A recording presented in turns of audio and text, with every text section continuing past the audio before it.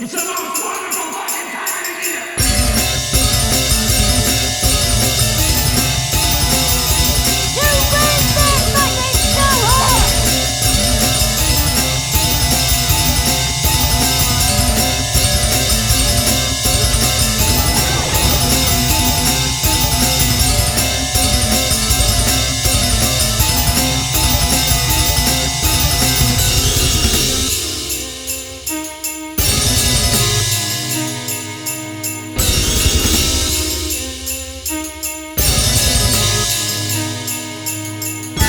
Merry Krampus, and welcome to the Last 3 Rows of Horror podcast.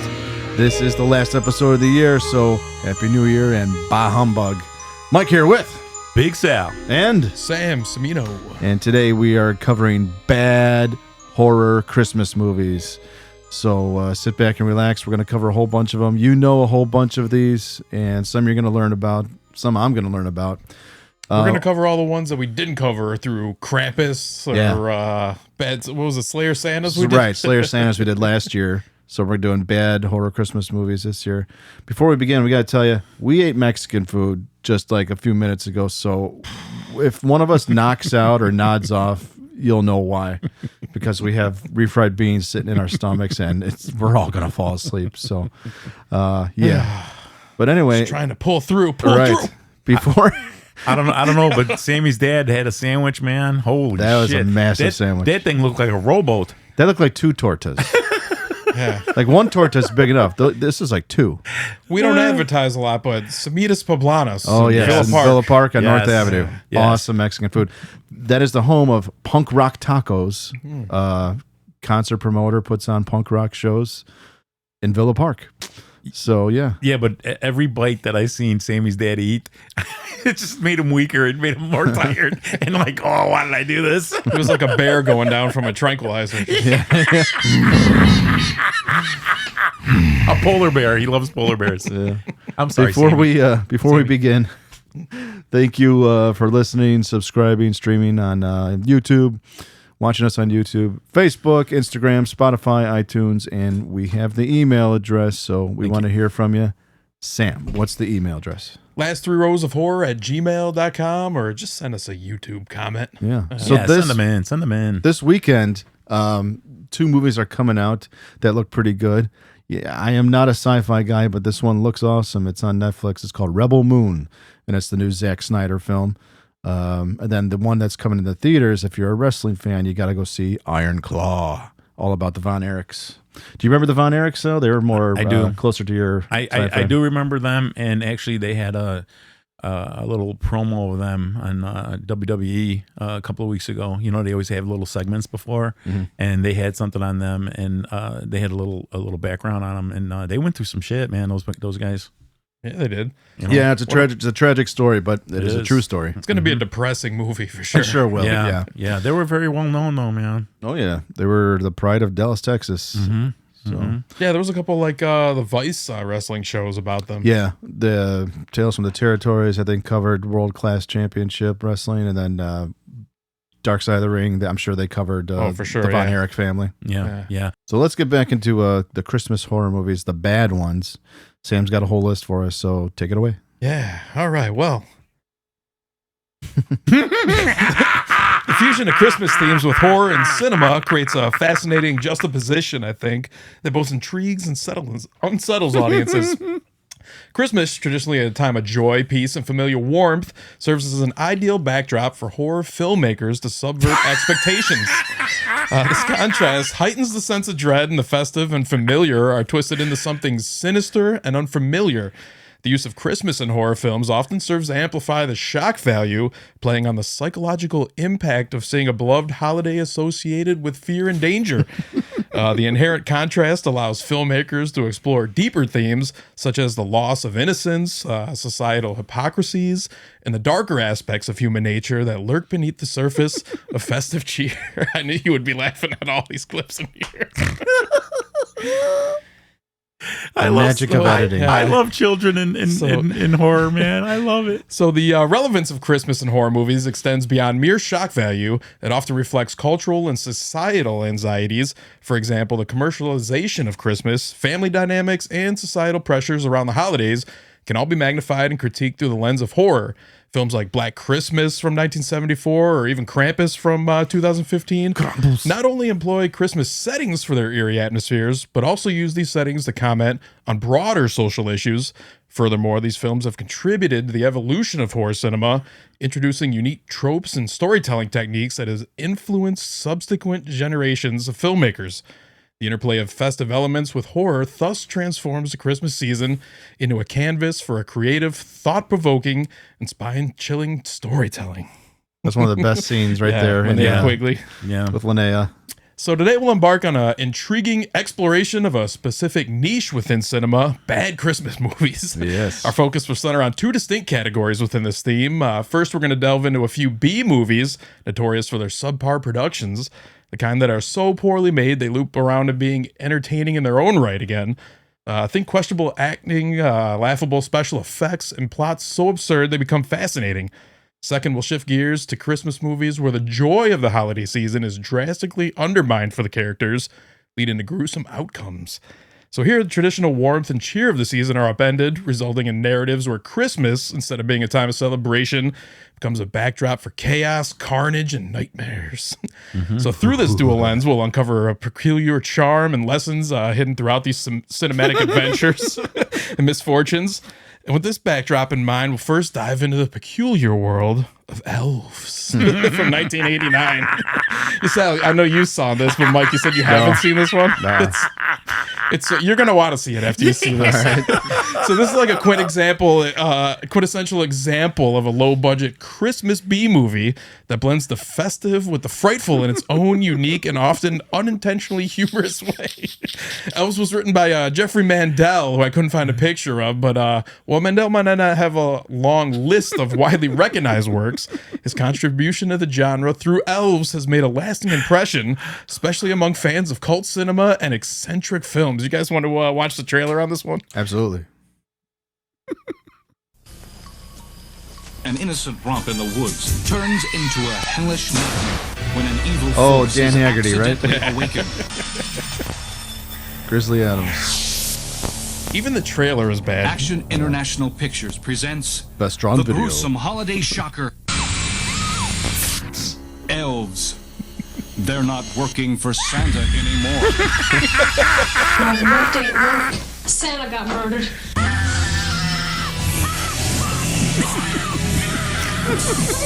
Their mission to mate with a virgin and conquer the world as a The little kitty says it was a fucking midget thing or something. They almost look like ghoulies. A little bit, yeah. An ex-detective working on hard times. Ex-detective. First you Santa, then you die. She is the most important person on Earth. From her will grow the new order.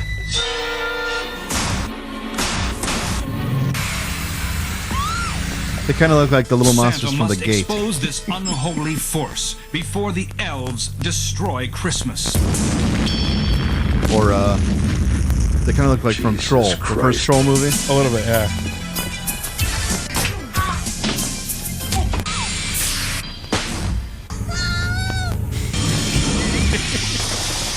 He electrocutes her in the bathtub. I know, that was awesome.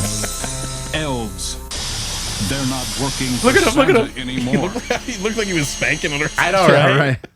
So, by the way, if you didn't notice, despite the plural title and the tagline that they're not working for Santa anymore, there's only one elf in the film. And he never worked for Santa. He's just it's a whole thing, dude.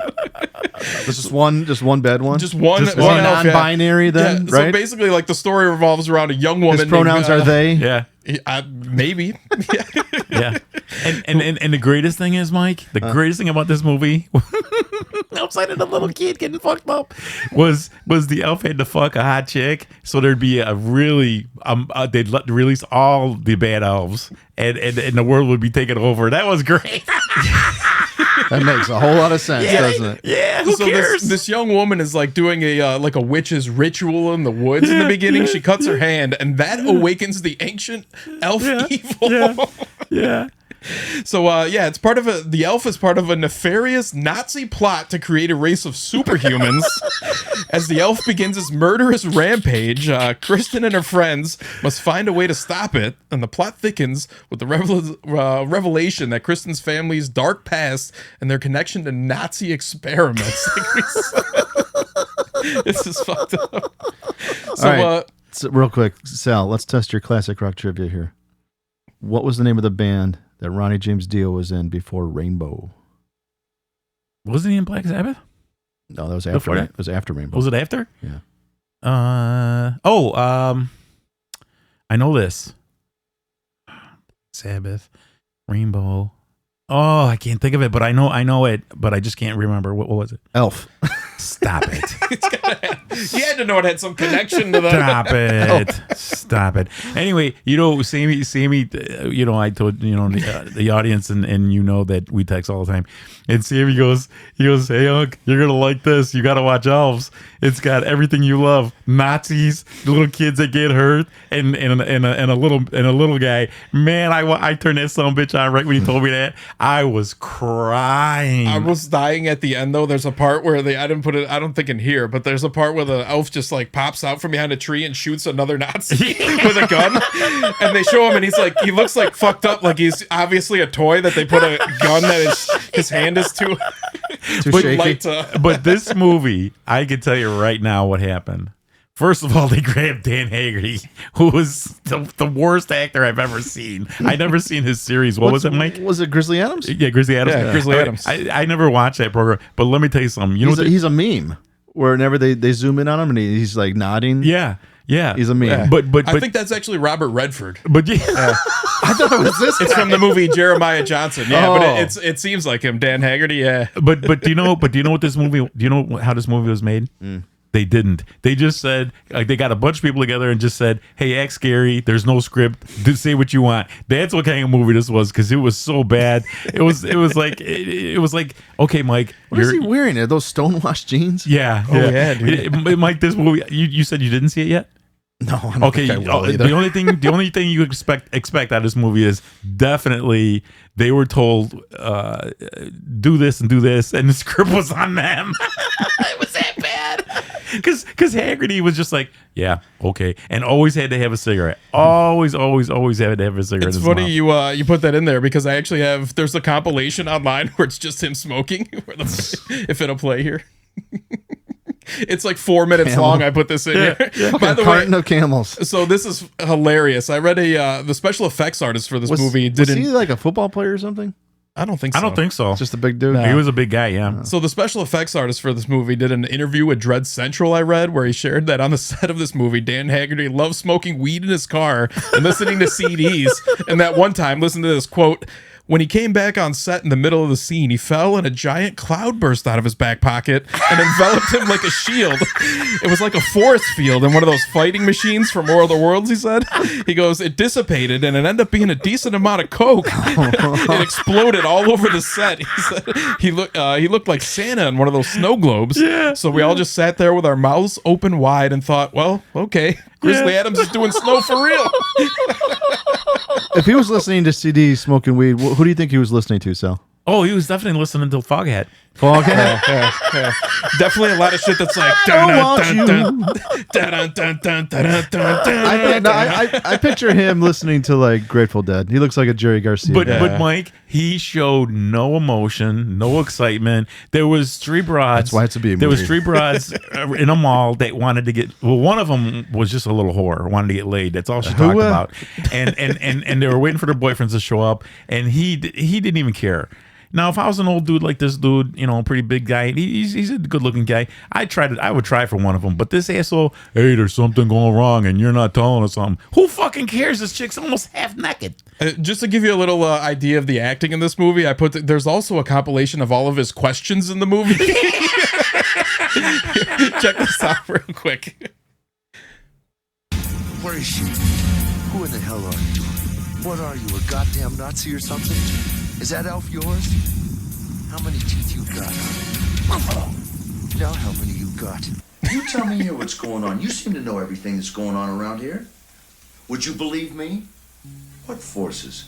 Who's gonna destroy me? What are you doing here? I want to know the connection between the elves and the Nazis. What else is there? Tell me some more. Wait a minute. Tonight, Look at you smoking. What can you tell me about Drops this? ash on the little girl's hair. What is the bottom line? Do you think that there could be an elf cult or a sect alive today that would be crazy enough to kill people? Well, what in the hell were these Nazis going to do with these elves? Where could I find him now? Do you think that I'm a crackpot? Oh. This looks like it was shot on Are you VHS. asking- Yeah, I think it was. He's just all coked up talking about elves and Nazis and shit. But God did. You've been a hell of a lot of help, Doc. But see, did you watch this? Did you clearly watch this? First of all, this asshole is talking about a little devil, a little demon dude, Nazis, death, and that the little dude wants to have sex with a chick in front of the two kids.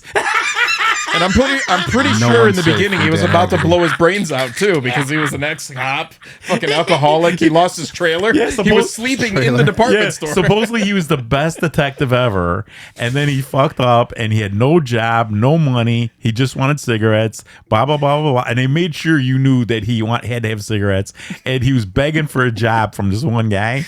But when he went into that dude's house because he knew there was something else going on, the kids are just sitting there eating. The guy's like, "What the fuck are you doing? It's Christmas night, bro." And he was so calm. So basically, this was definitely late 80s. Okay, you could definitely tell. And the main thing is that he was just so monotone. Yeah, there's the devil, there's a demon, and the people trying to kill each other, and Nazis Reading off cue cards. He wouldn't. There was like, what the fuck? There's this little guy. I mean, most people be freaking out. This guy was like, yeah, this point A, point B, and point C, dude. So Julie Austin plays the protagonist, Kirsten. She doesn't have a long list of other notable acting credits, and Elves remains her most recognized role. By the way, at the end of this movie, did you notice before she stabs the elf in the heart with they say a crystal elf stone it is? Yeah, She screams, "Die, you faggot!" I was like, whoa. It's like, it's a little hardcore. She's homophobic towards the elves, huh? The whole thing of the movie was the elf was trying to fuck her. Yeah. And there was two pieces of it, right? She had one piece that was that her grandfather? Yeah. Who was actually her Nazi. dad? No, actually her lover. No. Yes. not No. another. The grandfather was banging his own daughter. Yeah, there's an incest. Her plot I was mom. gonna cover. Her mom, Mike, is his lover, Played by Deanna Lund, Lund. who was gorgeous. Look at her, gorgeous. She's an abusive alcoholic ex-mother. She drowns the cat in the toilet. Yeah, that's what Sal was saying. Yeah, she's from Land of the Giants, and one of the actors from Land of the Giants, I've got his head because he was the guy in the right His there. real head? He was he was I was a teenage Frankenstein, Oh. and I bought the head of that, and so not too many people in here made it after this. The little boy that's in the hand there, the giant, I forget his name, but he was also in this movie called Class of 1984. Oh, I've seen that. He was one of the punks. He was like the tall he was the drug dealer, drugstore. So, and then the rest of the people just like got lost after this program. But it was a magnificent program because the same guy that did this did Voyager to the Bottom of the Sea, Lost in Space. He had this magnificent line of movies. But Deanna Lund, oh, she was gorgeous. But you could tell she aged, pretty bad in this movie. And her lines were horrible. But when she drowned that cat in the toilet, I laughed my ass off. Because the cat was annoying and it was just a cat. And She put it in a pillowcase, I think, and sewed it in there. Right? And she just puts it in the toilet bowl. It was like, Totally unrelated, but you know what I seen the other day? It actually had like well-known names, but still a fucking giant piece of shit film. Have you ever seen Ice Cream Man from 1996? Yeah, with Clint Howard. With Clint It's Howard. so bad. It was horrible. But you got like Sandal Bergman in it. Fucking Jan Michael Vincent. Jan Michael Vincent, yep. Olivia Hussey. You have names. And wasn't Dern in it? Did not help at all. Bruce Dern was in it. Bruce Dern? Yeah, Bruce Dern was in it. No, I don't think so. I don't know about Ice Cream Man. Yeah, Bruce Dern was the grandfather. Sammy, is there any way you could look that up? No. I'm positive that Bruce Dern was in it. Just because some of these movies have, like established actors, some well-known names, does not help because that movie sucked. It did, but you have to remember anything after Ben, that movie did suck. Because Clint Howard first started off with his brother Ron, and he was in Gentle Ben.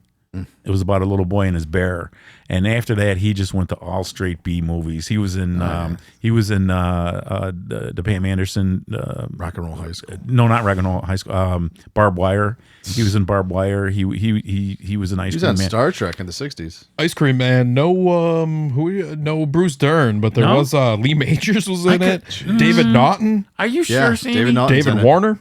Yes, he's in it too. I could have sworn Bruce Dern was in it. I could have sworn. I'm sorry. I owe you guys an apology. But he Also Ken Haynes. But did you, Mike? know Did you that? know he was in? He played the doctor with Dr. Loomis in Halloween. Clint Howard had a little part of that. He was the guy that in the Rob Zombies. Rob Zombies. Yeah. Yeah.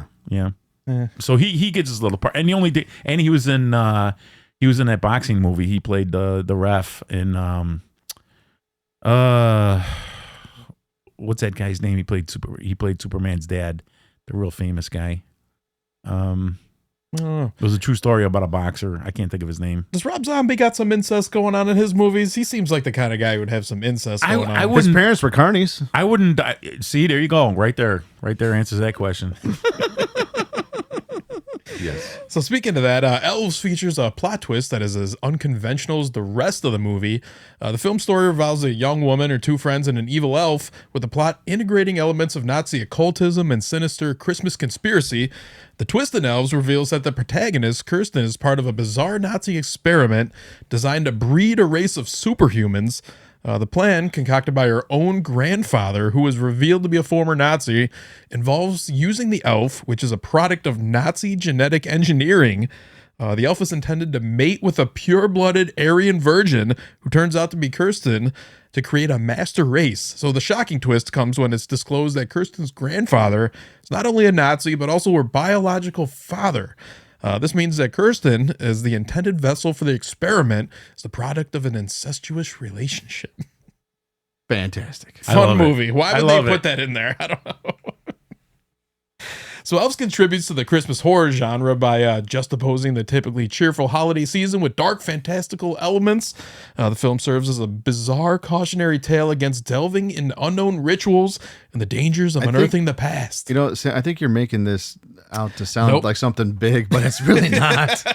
I haven't even seen it, but I know the way you're describing it, that's not the film. yeah. It's about awakening unintended evils. Mike, if you see the elf itself, he looks like he's just all rubber. That's what I'm saying. He Like they looks, said, he's he always looks- bouncing it looks around like, and- like Ghoulies you or can totally tell- Troll 1 or Troll 2. Ghoulies, even Ghoulies, those guys, I'm sure they were rubber too, but this guy, you could actually see the body like twisting and turning because it was just Is rubber. it like Rawhead Rex when he's jogging? Worse. The head It bobbles. was like that Worse. scene when they showed him when he electrocutes the woman. He's just sitting there going, It was definitely a rubber guy. They showed him walking, and you could tell it was just some dude that playing with the rubber feet. It was just so bad. You know what? The special effects artists on this though did go on to do a lot of cool shit. Like I think he did Child's Play 3. Oh, really? Yeah, he did a bunch of awesome shit. I forget his name exactly. Vincent something. You know what, Mike?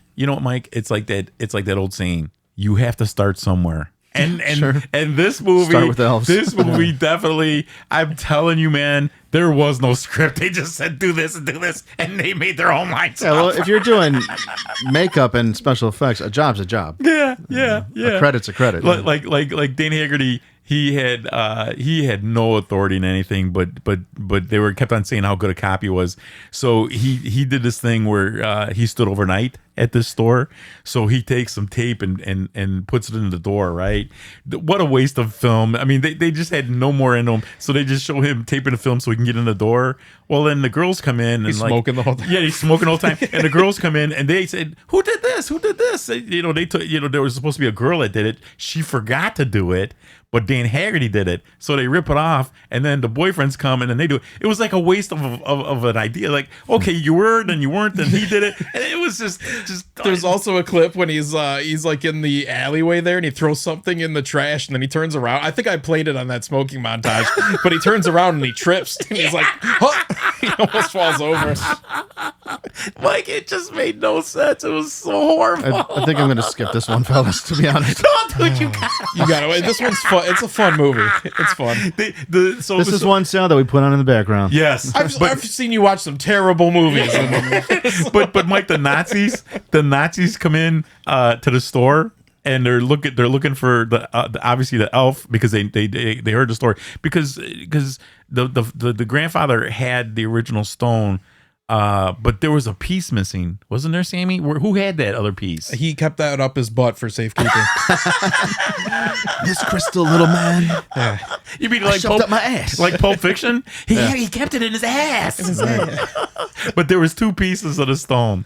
Okay, and little man. Yeah, and the guy that played the grandfather, he was a creepy motherfucker. He was a creep. First of all, they never suspected, or the daughter never suspected he was a Nazi. Okay, even though he was a German guy, but he never admitted to it. So he finally admitted to it. So this guy not only was a Nazi, not only did he rape his own daughter to have his granddaughter to mate with an elf, but the dude was all out fucking knocked out of his mind. Have you ever paid attention to the history of Argentina after World War II? Yeah. So they say a lot of the Nazis moved there with their families and pretty much kicked out all the Argentinians. That's where a lot of them settled. Yeah. I forget who it was, but there was. Oh man, god damn it! I forget the exact guy's name, but Mengele. Yes, I think made me so mad. I learned that Mengele Dr. died. Death, right? Dr. Death. He died just floating in the sea, looking at the fucking sunrise. It's like. But what the fuck, dude? But Mike. No justice. Even the fog in this movie, it had to have been like me and a couple other guys smoking a cigar and blowing it. Like it was supposed to be. It was horrible. They just couldn't afford a hazer. They opened the door on Dan Haggerty's car and all the fucking fog rolled out. or Sammy, listening to Foghat. Or Sammy was blowing his one hitter thing. That, what do you call those things? They're not weed, but they're whatever. Vape. The vape, and that was the fog. This movie was just so bad, but I loved it, man, because it was so cheesy. But when the Nazis were in the store, and dude, I swear, when I was 12 years old, I had his cap gun. And that's the sounds of the fucking guns. I noticed that. I was like, that's not a powerful sounding gun there. It was like this, Mike. It's like, wait a minute, that was my cap gun. That's like in our next movie that happens too in Santa Claus. You seen this? I didn't see this. Was it any good, Mikey? Bad. I never said. Oh, Sammy? John Russo. No wonder it's shit. You have to have seen this, right? I don't think so. This is one with Debbie Rashan. Yeah, I haven't, exactly. but I have seen some of John Russo's movies, and they're all shit. Do you guys know who John Russo is? No, I don't know who he is. The original producer of Night of the Living Dead. What? He wrote it. He also wrote Return of the Living Dead. Yeah, he's written, produced, directed. He's done a little acting. But so Romero didn't actually write it? John Russo wrote it. Yeah. What did co-wrote it? What did so Romero did have some input on the writing? On Night? Yeah. Uh-huh. Yeah. Oh. But John's the main writer. Anyway, his films that he directs are such garbage. Me and John watched one at Flashback Weekend one year because he was there. I forget the name of it. It was torturous, man. Maybe The Majorettes? Was that one? It was about a satanic cult? Not that one. There's another one called Midnight. I've seen That's before. That's the one with I've seen Midnight. William Heinzman, who was in the original Night of the Living Dead, who was the first zombie you see in the cemetery. It was a vampire one. Yeah, Midnight. He was in Midnight. So anyway, this movie that John Russo presented at Flashback Weekend was just 90 minutes of torture, man. I don't know how we sat through it all, but we did.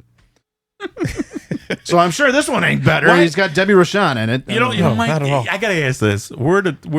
I consider us three the greatest horror fans, but why do all three of us have to watch some really shitty movies? I really don't. I don't go out of my way. You go out of your way to watch shit. I didn't say you went out of your way. I look for them, but I know. but there's some more movies that you said you've seen that, dude, Accidentally, maybe? These are so bad they're entertaining. Elves is entertaining. Come on, Mike. You see Thanksgiving? Okay, wait. Yeah, yes, I have. Are they as bad, like Troll 2 bad? Or worse? Worse.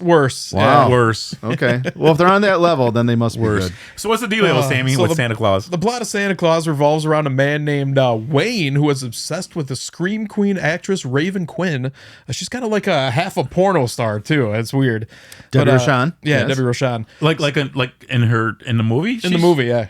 In the movie. So Wayne's obsession is deeply rooted with his troubled past, specifically linked to a traumatic Christmas experience involving his mother, and his obsession with Raven intensifies. Wayne begins to don a Santa suit and gruesomely murders anyone he perceives as being naughty or a threat to his fantasy of being with Raven. So the film delves into slasher territory, with Wayne's Santa persona becoming increasingly unhinged as he stalks Raven and eliminates those around her. Let's go ahead and watch the trailer for this one real quick. They say Christmas is the most wonderful time Wayne of the Stock. year, but sometimes it can be a real drag, especially when the psycho killer is stalking a beautiful group of sexy scream queens. From the co-creator, I think this is right up both your alleys. It's up mine. I do like Debbie. Stop it.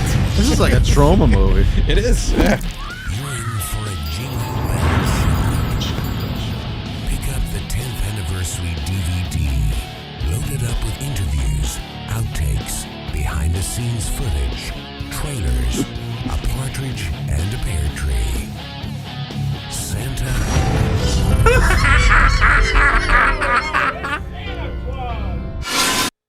He comes around the corner in the ski mask and he says, "Prepare to die. You know who this is." And they go, "Wayne?" I think somebody had nothing to do one night and they made this movie, Mikey. That was John Russo. John Yeah. Russo, yeah. So yeah, this stars Debbie Rochon. Yeah, she's a Canadian actress known for her work in independent and B-movie horror movies. She's become a cult figure in the horror genre, known for her work in films like Romeo and Juliet, Terra Firma, and American Nightmare. Yeah. You got to be real deep in the horror genre to know come who she across is, these. Yeah. She for years, not too many years, but her and Dee Snider had Fangoria Radio on when the XM radio like first came out, or Sirius satellite radio first came out. Fangoria Radio was their horror talk show, and it was awesome. Yeah, I don't think know I why. ever really listened to that. I don't know why I love these trashy horror chicks, man. good interviews on there. Speaking of trashy horror chicks, this is the character of Raven Quinn is loosely based on the actress Brinky Stevens. Oh, Brink. Yeah. She's an old Scream Queen too. Never heard of her. Oh man, she's been in a ton Slumber of Party shit. Massacre. That's one of my favorite Oh, okay. ones. Yeah. Oh, okay. Yeah. Okay. So I've seen her, but I didn't know her name. She was at Flashback not too long ago. Was she? I just thought I'd play this clip of Debbie Rochon dancing real quick. Yes. You can see her. She gets all fully nude, but can't put that on YouTube. I don't think. But I like this right here. This was worth it. I told Sal, I'm like, Debbie Rochon getting naked makes the whole movie That's a worth plus. it. Hey, like, how many times have I said it? Nudity can save a horror movie. When it's got absolutely nothing going on, it's not entertaining at all. Throw a pair of fucking tits in your face, saves the film. What's wrong with that? This is the longest part of the movie where you didn't see tits. When I just showed you right here. This movie has so She's keeping many it clean. titties in it. Yeah. Keeping it clean, Debbie. That would be one of my horror movies, Mike. They didn't have hot chicks in there. Keeping it clean. So the character of Wayne is played by this guy named Grant Kramer, who I was like, isn't that the guy from Killer Clowns from Outer Yeah. Space? Is it? Yeah. No, it's not the same guy. It's like this guy. I think he has a touch of something special. They show him like he's sitting on the couch drinking some He goes like this with the water bottle all the time. I was like, I think there's something special going on. He does a lot of this with the hand. Something special. He's only been in 2 other B movies of lesser caliber than this. Oh, that's bad. Yeah, there's something called Addicted to Murder, Tainted Blood, and Addicted to Murder Bloodlust. So you can go find those if you want to, but Or don't. we're not watching them. So, Santa this Claus. basically shows film uses Santa Claus myth in a dark twist, showcasing a killer Santa Claus as a symbol of a twisted holiday cheer. Why do they call it claws? Does he kill people with the gardening tool? Yeah, but the thing you see the little shears right there, the little 3-prong thing. It is so all the gore in this movie is just like pinpricks and then blood dripping down it. There's no actual special effects in it. But thematically, this explores the idea of obsession and the corruption of innocence, particularly how childhood trauma can distort the joy and wonder of Christmas into something sinister. The horror is less clear-cut, but it seems to caution against letting past traumas define one's life. The dangers of obsession, and this is a common Christmas horror trope, and that as a kid, someone sees Santa having sex with their mother or committing a heinous act, who then become a Slayer Santa in their adult lives. We saw it in films like Christmas Evil from 1980, also Silent Night, Deadly Night. Both of those. Let's go ahead and watch this scene real quick from this movie where it's at the very beginning, and then there's some of like the very worst exposition you could possibly have in a movie. Watch this. Get back down. Oh, that's 90s right there. Look at that. As much as your father did. You never compare to my father. I'm as sorry as you are that he's dead. I deserve a chance to be happy, Wayne. And so do you. That's stellar acting right there. Listen to the scream. Oh, come on. Those are bullet holes? Wow. There's John Russo. Yeah. Listen to him give the very fucking worst acting right here. This must have been made in Pittsburgh. For sure, yeah. Rinky Dink 22. People insist on keeping these things in their homes, so she keeps it in a drawer loaded, right? Kid gets hold of it. Pow, pow, pow. Merry Christmas, Mommy. Merry Christmas, Uncle Joe. I was the kid's uncle. Father died 3 years ago, and apparently the boy, Wayne, never got over it.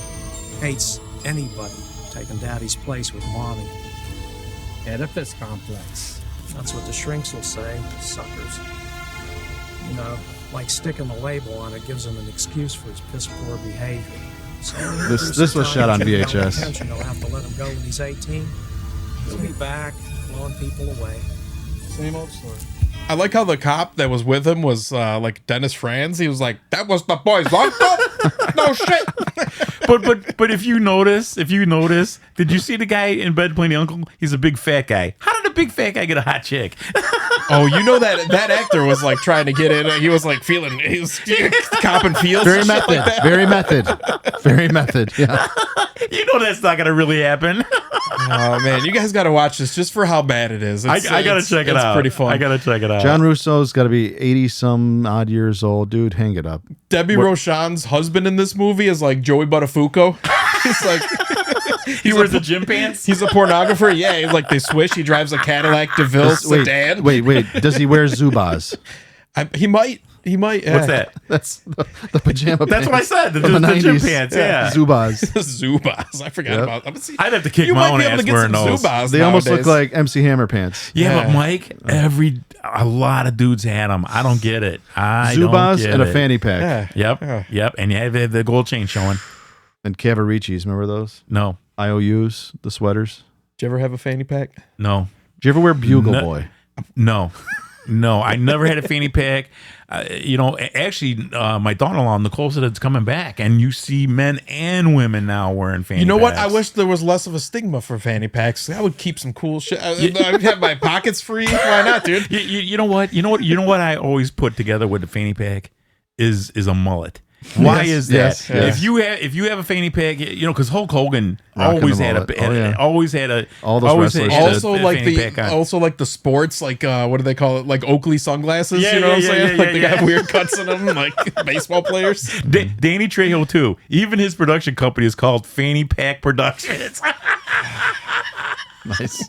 I love it. If you're ever in LA, check out Trejo's Tacos. Yeah, it's taco joint. They were here in Chicago for a while, and I never had the chance to go. Yeah, that's what you were saying. It's just a pop-up, right? Yes, it was. But all his, did you ever hear of the badass movies he makes? Yes. It's called Badass 1, 2, Badass 2, and Badass in Bayou. Badass on the Bayou. You know what, dude? I don't care. You guys can laugh at me all you want. Fun. I love those movies, They're dude. But when I see the production, it says Fanny Pack Production. he's so fucking funny, man. I'm sorry, I got a kick out of him. Yeah, he's great. All right, well, Santa Claus indulges in the campy, over-the-top side of Christmas horror with its killer Santa antics. The tone shifts dramatically when we turn to Inside from 2007. Yes. This is also, the original title is Eileen, I know I've talked about this film on our program here a few times. Probably one of my favorite horror films of all time. Definitely my favorite French film. Never seen it. We're going to get graphic right now. I mean, and the movie is super graphic. I've talked about this one before. Is it subtitled? Yes. Yeah, but you can watch it dubbed in English too. Okay. But it's better subtitled and listening to French. You forget that it's a Christmas film. You really do. Yeah, it takes place over Christmas. Yeah. The antagonist in it, Beatrice Dahl. She has got some funky teeth, man, but I think she's a beautiful woman. I really do. Yeah. She is, yeah. She plays the intruder, also known as La Femme, or the woman in English. Mm-hmm. Is this an older film? What's that? Is this an older film? Oh, 2007. 2007. Okay. Mm-hmm. What's the dealio? You want? Go ahead, Sam. We can watch the trailer. Yeah, you fucked me all up now. See? Yeah, this is a French horror film that plunges into a harrowing and visceral exploration of maternal terror and psychological intensity. Basically, it's set around Christmas. The story follows Sarah, a pregnant photographer, is grieving the loss of her husband in a car accident. On the night before she's scheduled for delivery, Sarah finds herself terrorized by a mysterious woman who wants to take her unborn baby at any cost. The film escalates into a claustrophobic and bloody struggle for survival as Sarah fights to protect herself and her unborn child against the relentless intruder. Oh, yeah. Yeah. So she wants the baby. Yeah. She wants the baby. Yeah. Only because, spoiler alert, in the beginning of the film, Sarah's in a car accident. The other car that she hits is the La Femme's car and kills her baby. Yeah. So she comes back after Sarah's baby. Okay. And it's brutal, man. Yeah, because lots of gore, lots of blood. I noticed there were scars on her face. I was like, what the hell happened to her? Yeah. Well, she's in a bad car accident. But this is one of the bloodiest films I've ever seen. Really? And it's fucked up. I got all the shit in here. Again, spoiler alert. I got all the gore. The impromptu abortion scene is fucking brutal, man. She's got a big pair of scissors and she cuts her right open. Ooh. Yeah, you'll see that. Ooh. Yes. Let's see it, Sammy. Hold up. So this film was written and directed by Andre Bostillo and Julian Murray. Yeah. But both of them are known for their contributions to the French horror genre, particularly through their collaborative works. Yeah. Their films often feature intense horror, innovative storytelling, and a willingness to explore dark and disturbing themes. They later worked on horror films like Livid from 2011, which is about a young woman who encounters supernatural horrors in an old comatose woman's house. They also directed the Leatherface remake from 2017. Loved it. Loved Leatherface. As well as Candicia from 2020. Did you guys see this one? I did see that one. This is a cool movie. I did see it. It was a little weird for me, though. Yeah, three women like summon a demon. Yeah. It's a good movie. I really recommend. Those filmmakers, they're a good duo. They're a good team. Yeah. So this stars the main antagonist is this woman, Sarah. She's played by Alison Pardee.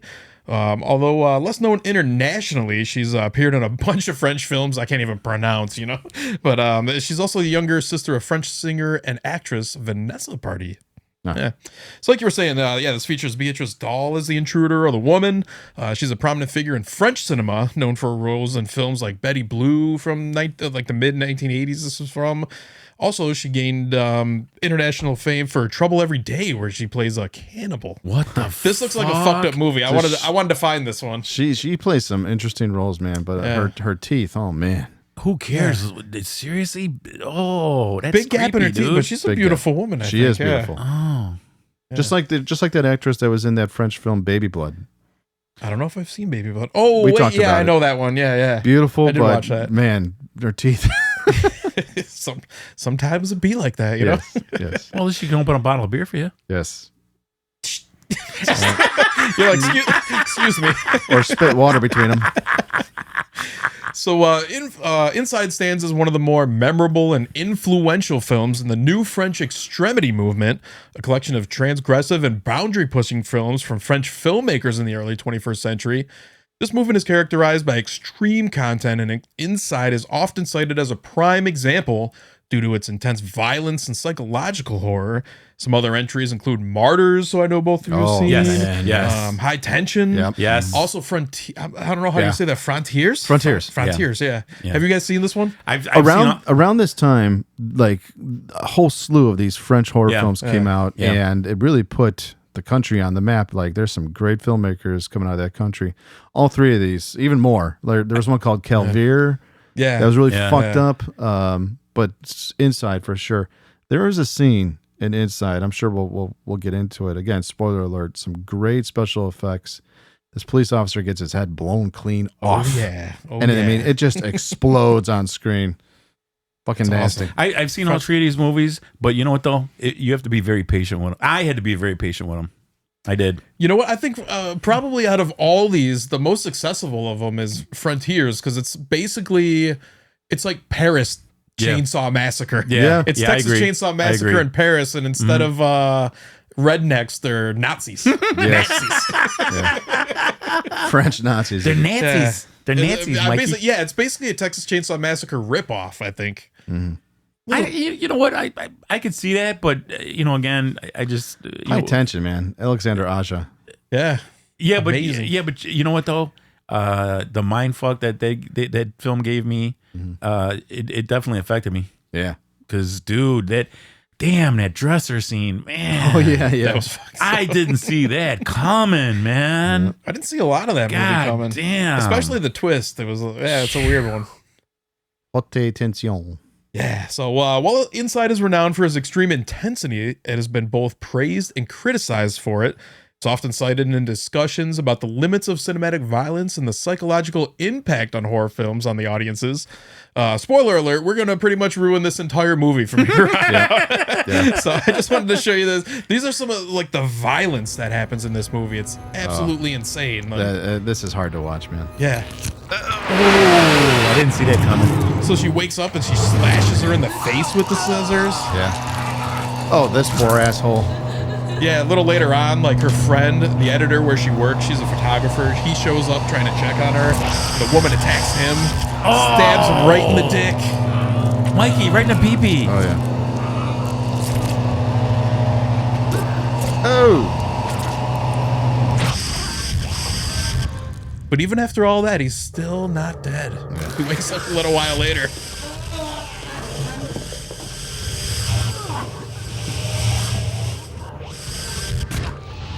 Yeah, this movie's brutal, dude. The sound effects too.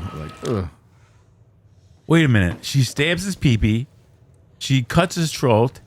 She gets him in the eye, and she suffocates him. Right in the throat. Damn. She got him in the throat, Mike. Throat. This is the scene with the officer you're talking about when he shows up to rescue her. Oh! What the fuck? I love how this movie there's so much blood in the white bathroom. There's a lot of blood in this film.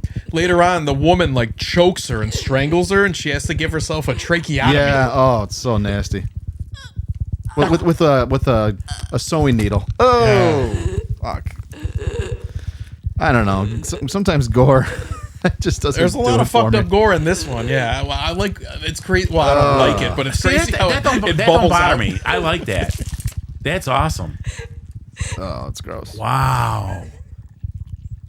Yeah, I gotta watch. This movie's see very this. Bloody. It's super bloody. Son of a bitch. Yeah.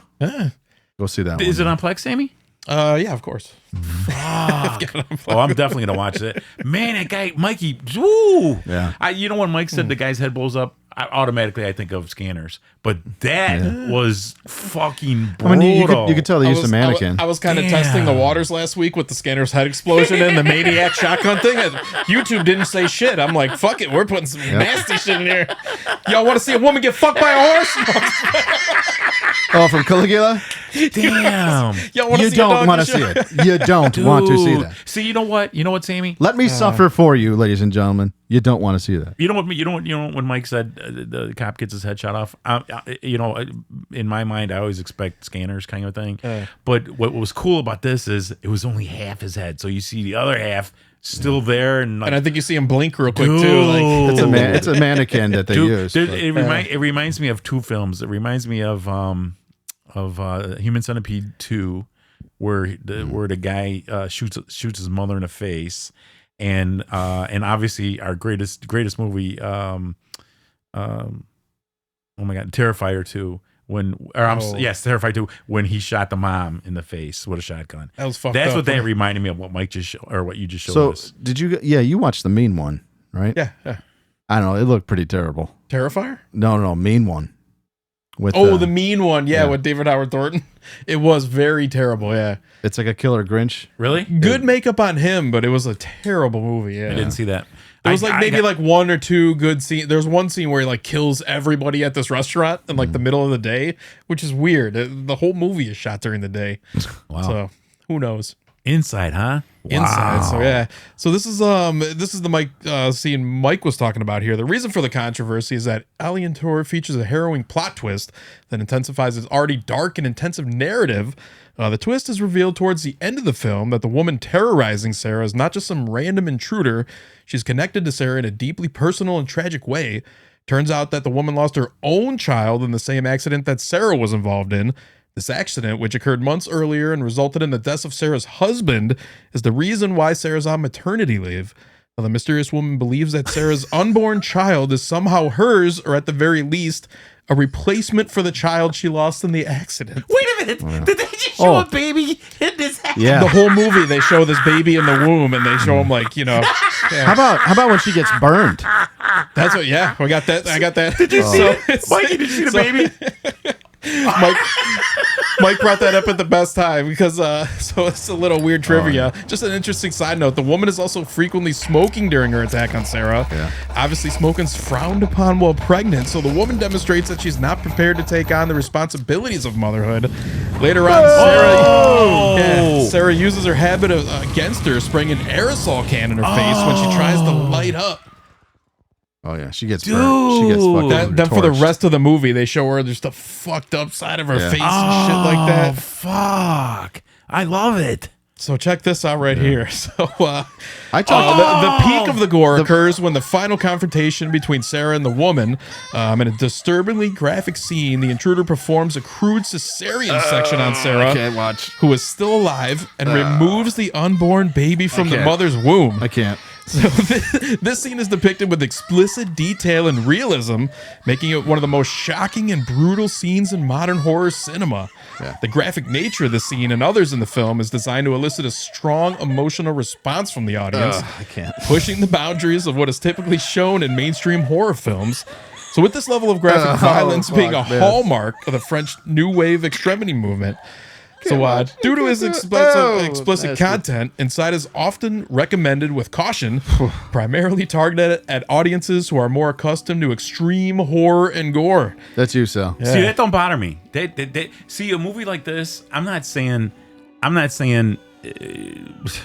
it goes past the boundaries, and I like that. big time. When you go past boundaries in a horror film or any film, Look at I her love face. it. Look at her face. This movie goes looks a little magnificent. past. So, I think this goes past shock value and kind of it really hits home with what the whole movie is about. Like if it makes you motherhood, wince, loss. Yeah, it's a good one. 2 years ago when we first started the podcast, our very first episode, we talked about our top 5. This was in my top 5. Was it? Yeah. You know what this? You know what this reminds me of? Now that Sammy mentioned, it being just dramatically disturbing. It always goes back to me with the remake of I Spit on Your Grave. Especially this is more graphic. Oh, no, I know. I'm just There's saying. no rape. No, I'm just surprised. But more blood. It caught me really off guard. That More movie, violent. like this would. But I remember a line that she used in I Spit on Your Grave when she told the sheriff, "How would you like your daughter to have this happen to your daughter?" When she said that, I was like, "God damn, that was brutal," because he didn't know what she did with her. And I don't think they ever say they know what they did. I think they kind of they did bring it up in I Spit on Your Grave 3. They said, what did you do with the sheriff's daughter? And she wouldn't answer because she's in prison.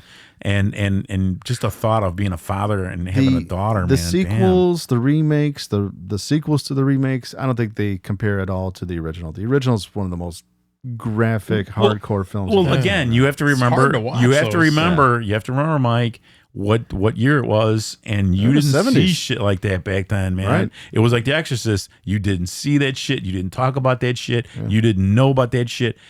Dude, that's what made it so. The timing of a horror film is one of the biggest keys to making a good horror I'll tell you film. what, though, man. So we have all these new horror movies, and sometimes they shock us. But the one thing that I think really gets to people now that disturbs them, probably not horror movies, but it's the violence in like a good war film. And I'm talking about modern war, like something in Afghanistan or the Middle East. You know what? That's what shocks people now. I see your point, but this shocks me Especially more than that. shit that was like, stuff that like really happened.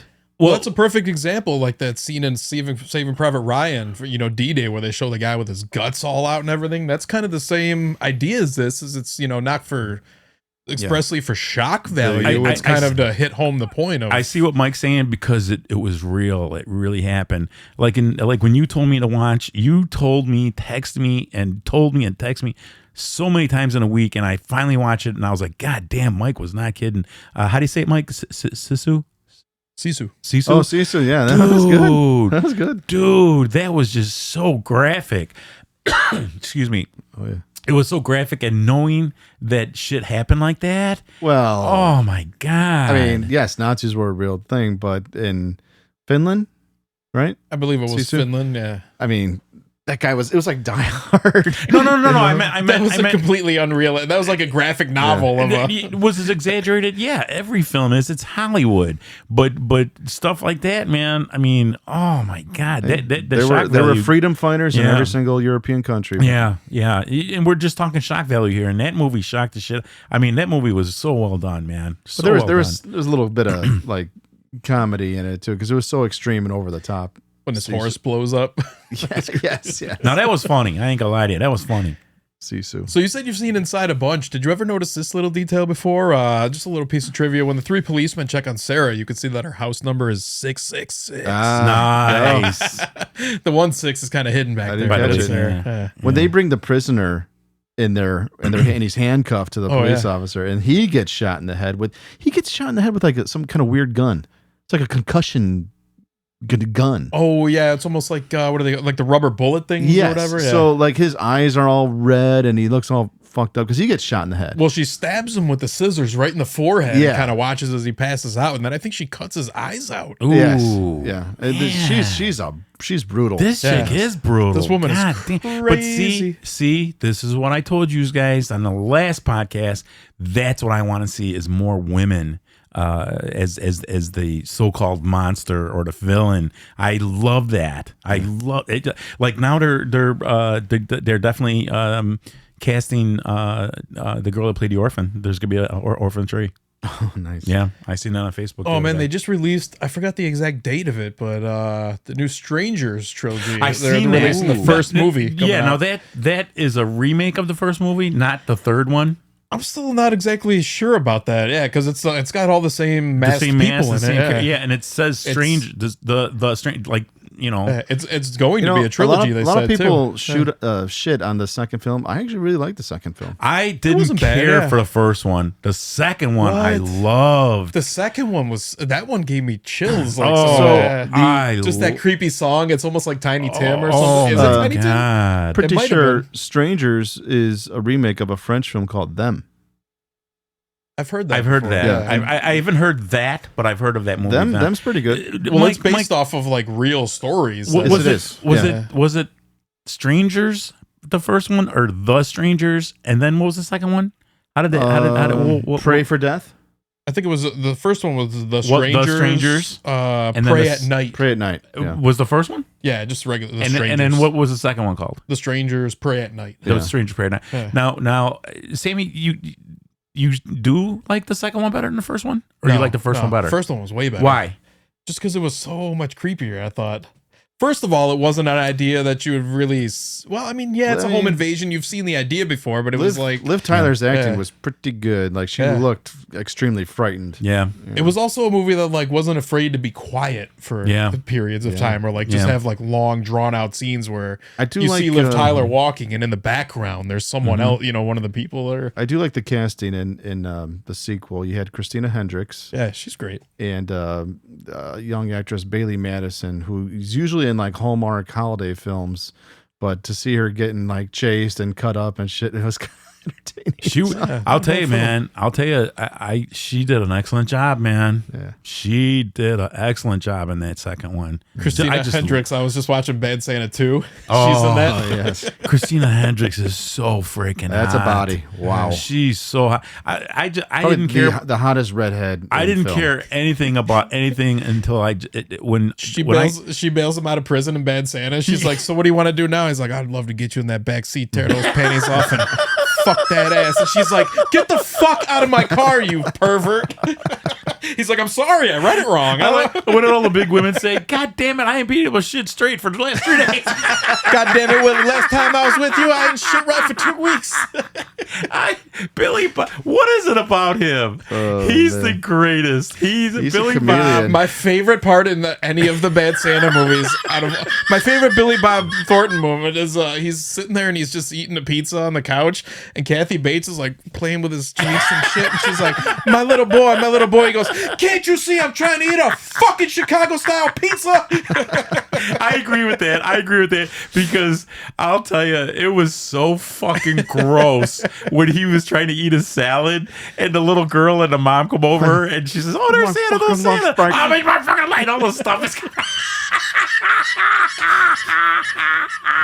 He's a chameleon though. Like if you watch him in Sling Blade, you forget that's Billy Bob. You know, in Sling Blade, I didn't even know it was him until one of the guys I work with said, hey, Sal, did you ever see Billy Bob in this movie called Sling Blade? I go, I seen Sling Blade, but I didn't see Billy Bob in there. He goes, dude, he was the messed up guy. I go, I like the way you talk. Yeah. Did they really say messed up guy? No, they said retarded. Yeah. All right. Well, taters, Mike. If you prefer the happy ending route, then you can go ahead and watch the 2016 remake of Are you Inside. serious? Oh, they did a remake of this? They did a remake. I had no idea. Yeah, it's actually a Spanish production, but it's set and shot in the Chicago suburbs, starring Rachel Nichols. Get the fuck out of here. Yeah, she stars in another ruined Christmas-themed horror movie, P2. Have you guys seen that? I've seen P2. God. There's you a didn't couple. like P2? There's a couple gnarly parts in there where he smashes the guy's head with the car. Dude, Bad. you know what the thing about P2 was? Bad. Wes Bentley, right? No. This isn't. I like P2. It's fun. P2. First of all, you can't deny that chick's not smoking hot. I was gonna say the only good thing about this film is her dress. She's smoking hot. But you know what though? You have to give it to her. You have to give it to the people that did this movie. You know why? Because it was so fucking basic. And they made it. They made their mark. And This one was obviously in the theaters. I remember. Yeah, I remember. Yeah. Obviously, it was made. Obviously, that it was the fucking security guard. You know, I knew right away. But the story behind it, I thought it was really good, man. I like P2. Wes Bentley does play a good creep. I will give him that. He's awesome on Yellowstone. Yeah. But yeah, this one he's a fucking security guard in a goddamn parking tower. Yeah, but again, like that's what I like when you stretch any idea and it happens and it lands. That's what P2 is. It's basic. It's basic, but they made a horror movie out of it. Yeah, I got to give it to them for that. I respect that. They do play a good Elvis song in this one. Now, like that elevator movie. Sammy had mentioned, I won't even watch it. It's the ones where the kids it's a game. You said the elevator game? That was bad. Don't watch that one. You don't need to see that. And the other one was when she played Doug Heffernan's mom in Kings and Queens. She was the devil, and they didn't know who the devil was yet, and it was her. I didn't care for that either. Who is this actress? Devil, yeah. Oh, that's Rachel Nichols, yeah. Beautiful She's girl. also in the remake of Inside, yeah. Oh, really? Yeah. Really? Yeah. That's Do you have this on Plex? I don't think so. No, but you know what? It is on Plex, like just the stream on Plex. Oh, but did you see and it, Sammy? Tubi? I watched it on Tubi. I think. Did you see it though? Was it good? Yeah. You know what? It's not bad, but like I said, they take the like the happy ending at the end. The woman doesn't cut the baby out of her. The woman ends up dying. Spoil it all for you right now, but yeah, it's not a bad movie while it's going on. Like there's pretty decent gore in some of it too.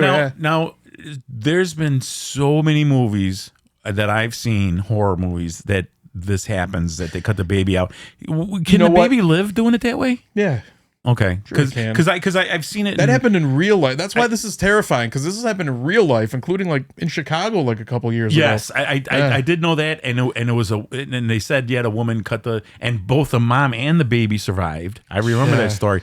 But you know what my main gripe with the remake though is right off the bat, like there's titles in the beginning. It's like, in America, everyone's, a woman has a baby ripped from a room or something like that, or babies are kidnapped and stolen. Sometimes this happens when they're still in the womb. I'm like, they gave away the whole twist of the movie right there. Fucking, that was what was crazy about Inside, is like you get to half this movie and you're like, what the fuck? You didn't know how that's crazy what it she was wants. Get. But you know what though, Mike? Until Sammy mentioned that real incident, I didn't even think that was possible that baby can survive. The original Inside, when it came out on DVD, Dimension Films had a whole like subgenre. They put out a couple, and it was called Dimension Extreme. And all the films that they put out under that name were some good ones, but Inside was the best. I have never heard of this film. You got to watch it. I got to check. I'm going to check it out tonight. Watch both of them. Watch that and the remake tonight, back to back. But you said the second one. I mean, did the second one have any depth to it? Was Inside? It, yeah. It's not a second one. It's just a remake. Oh. Yeah. Or I'm sorry, a remake. I mean, is it watchable? Yeah, definitely. Okay. Yeah. Because that first again, one, Rachel Nichols is just running around. Come on, Sammy. That wet first, and half naked for the whole. That even first one, pregnant. man. How could you remake that? Holy shit! This one's interesting. It's weird though. They're like, it's kind of it's the suburbs of Chicago, and they're like, this place becomes a ghost town. Yeah, at night. No. See, that's what I mean. It looks like it could have been Lombard. It might have. I don't know. No, see, that's what I mean. Like what Mike just said. Mike made a perfect comment, man. Beautiful comment when he said, "Say, I'll watch this guy gets his head blown off." You know what I mean by that is, like in Scanners, you didn't see anything, but when that guy got half his head shot off, you seen the expression on the other half, like like that. Dude, that was fucking phenomenal. That's funny, because you see a lot of head exploding things, like the guy shooting a guy, in Maniac shooting a cop, and there's nothing left. But seeing the expression of the rest, little twitching eye or something like that, like that's why I like Terrifier, Mikey. When he stabbed that store owner in the head, and you still see his eyeball moving, dude. They do a lot of stuff like that. That just happened. I watched Thanksgiving when the guy, I think he gets like the boat anchored. Someone comes through his face. His like fucking face is still twitching in the background. Awesome. So moving on to I Trapped the Devil from 2019. This shifts the focus to a more psychological and suspense-driven terror, where the true horror lies in the uncertainty and moral dilemmas faced by its characters during a Christmas encounter. You guys seen I Trapped the Devil at all? Maybe. I've heard of it, but I didn't see it. I confused this with a Korean film. I Saw the Devil. I Saw the Devil, yeah. Yeah, that's an awesome fucking movie. Yes, it is. I don't know, that's putting horror a lot, but I always put that a little more in like the action category. Crime drama. Yeah. They're kind of chasing each other. Yes, it's a cat and mouse game. Do you have the trailer to I Trapped the Devil? I do. So, the plot of this movie, it basically centers around a man named Matt, who, along with his wife Karen, decides to visit his estranged brother Steve during Christmas. Upon their arrival, they find Steve in a state of extreme paranoia and distress. Steve reveals that he has trapped a man in his basement, whom he believes to be the devil. So the film unfolds in the solitary isolation of Steve's house, with a line between reality and delusion blurs, as Matt and Karen grapple with whether to believe Steve's outlandish claim. The tension escalates as they confront moral dilemmas, the straining of family ties, and the chilling possibility that Steve might be telling the truth. You know what? I think I did see this. It's a very dark film. There's a lot of reds. That's what I kind of like about this film, the cinematography. It's an independent film, but it looks awesome. Because what is that, Sammy, with the pictures and the strings? Are those strings? He was like putting weird shit together. Like, it looks like he's just a crazy person. Yeah, I think I did see this. He was saying stuff about like, people disappear, and then they all like, he was finding all these disappearances of people that then show up like 7 months exactly to the date or something like that. Yeah. That had something to do Yeah. with like biblical prophecy, something. Not a bad movie. Not that I'm a Bible thumper, but recently I brushed up on the Book of Revelations. Well, you've been reading the Bible? I was at church. Do I really have to tell this story? Mike, what's a Bible thumper? Someone who's too preachy. Don't ask me why. I'm not going to tell you. Don't ask me why, but I was in a church recently. I thought I was going to get struck by lightning, but as I'm sitting there, twiddling my thumbs, I pick up the Bible and I flip through the Book of Revelations. There's some fun stuff in there. Did it burn after you touched it? No, but my heart did. Because you know when they say at the end of the Grinch, his heart grew 3 sizes that day? Mike's got smaller. Yes. He got a little angrier. Fuck Christmas. Yeah. His heart got a little blacker that day. I could see 3 Mike, shades darker. I could see Mike going and tearing down Christmas trees, putting the poor little kid Santas on the roof. Actually, you know what I used to do when I was a punk teenager? Oh, yeah, here we go. I would go to nativity scenes, pick up baby Jesus, football punt, boom. Y'all motherfuckers need Jesus. That's right. Anyway, check out the Book of Revelations. There's some fun stuff in there. Wait a minute. Fuck that shit. Mike, you took baby Jesus and That's good. And you flung him? No, I punted him. Like football punt. Yeah, same thing. You flung you Hell heathen. yeah. You heathen. Thank you. Mike punted baby Jesus. So I Trapped the Devil is written and directed by Josh Lobo. This is his first and only film to date. You know many filmmakers who have go a long time without making a second film? I guess they're out there. Yeah. You know, that's what I would do because you know why, Mike? I wouldn't want to make a second one that's a trash. I would. That would piss me off. That would piss me off. Yeah, but come on, you got to fucking play the game. Yeah. You got to gamble. Yeah. You know what movie I wish they'd make a second of? I just watched I just watched it again the other day. I'll never forget this. I think Sammy was there.